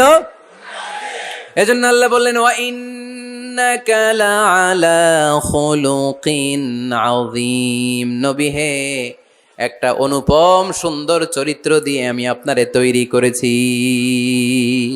সুবহানাল্লাহ পড়েন। অনুপম চরিত্র, খুলুকে আযীম। খুলুকের ব্যাখ্যা শেষ, এবার ব্যাখ্যা হবে আযীমের। আযীম মানে সুমহান। বুইগরের ভাইয়েরা, আযীম মানে? আওয়াজ করে বলো, আযীম মানে? নবীর চরিত্র সুমহান চরিত্র। আযীম শব্দটা আল্লাহ নিজের পরিচয় দিতে যেও বলেছেন আযীম। তাহলে ভূমিকম্পটা বড়, এটা আযীম। কোরআন যেন যেন কিতাব নয়, এটা আযীম। আমার আল্লাহ সাধারণ কোনো সত্তা নয়, এটা আযীম। আমার নবীর চরিত্র সাধারণ চরিত্র নয়, এটাও আযীম। চিল্লায় বলো ঠিক কি না? এজন্য আল্লাহ বলেছেন ওয়া ইন্নাকা লাআলা খুলুকিন আযীম। নবী হে, আপনার চরিত্রের কোনো তুলনা হয় না। এত সুন্দর, এত অনুপম চরিত্র আপনার চরিত্র। এক মাথা থেকে পা পর্যন্ত এক ফোঁটা কালো দাগ ফেলানোর মতো কোনো সুযোগ আপনার চরিত্রের ভেতরে নাই। চিল্লায় পড়েন আল্লাহু আকবার। এজন্য কোরআন আমাদেরকে জানিয়েছে ওয়া ইন্নাকা লাআলা খুলুকিন আযীম। নবী হে, আমি আপনাকে সুমহান চরিত্র দান করেছি। সুবহানাল্লাহ। তাহলে 6 নাম্বার পরিচয় কোরআন যেটা আমাদেরকে জানালো, আমার নবীর চরিত্র ফুলের চাইতেও সুমহান চরিত্রের অধিকারী, সুমহান চরিত্রের অধিকারী। সুবহানাল্লাহ পড়েন। 7 নম্বরে কোরআন বলে আমার নবী হলো আলোর মশাল। আমার নবী কি? আরো জোরে বলেন। আলোর মশাল দেখছেন আপনারা? কে কে দেখছেন? বাকিরা দেখেন নাই? বাকিরা কি দেখছেন? হারিকেন, একজনকে হারিকেন। মোমবাতি দেখছেন কে কে দেখি? ও, এটা মোমবাতি জেনারেশন। হ্যাঁ, মোমবাতি দেখেছেন আপনারা, ঠিক আছে। আল্লাহ রাসূল সাল্লাল্লাহু আলাইহি ওয়াসাল্লামকে আল্লাহ আলোর মশালের সাথে তুলনা করেছেন। আল্লাহর নবীকে কোরআনে বলা হয়েছে তিনি আলোকবর্তিকা। তিনি কি? এই বাংলাটা চিনেন না আপনারা? আলোকবর্তিকা, সুন্দর বাংলা বলেন, আলোকবর্তিকা। তিনি আলো, আলোকবর্তিকা, আলোর মশাল। কেন তিনি আলোর মশালের সাথে আল্লাহ তুলনা করলেন? উদাহরণ দিয়ে বুঝাই কেন নবীকে আলোর বাতি, মোমবাতি,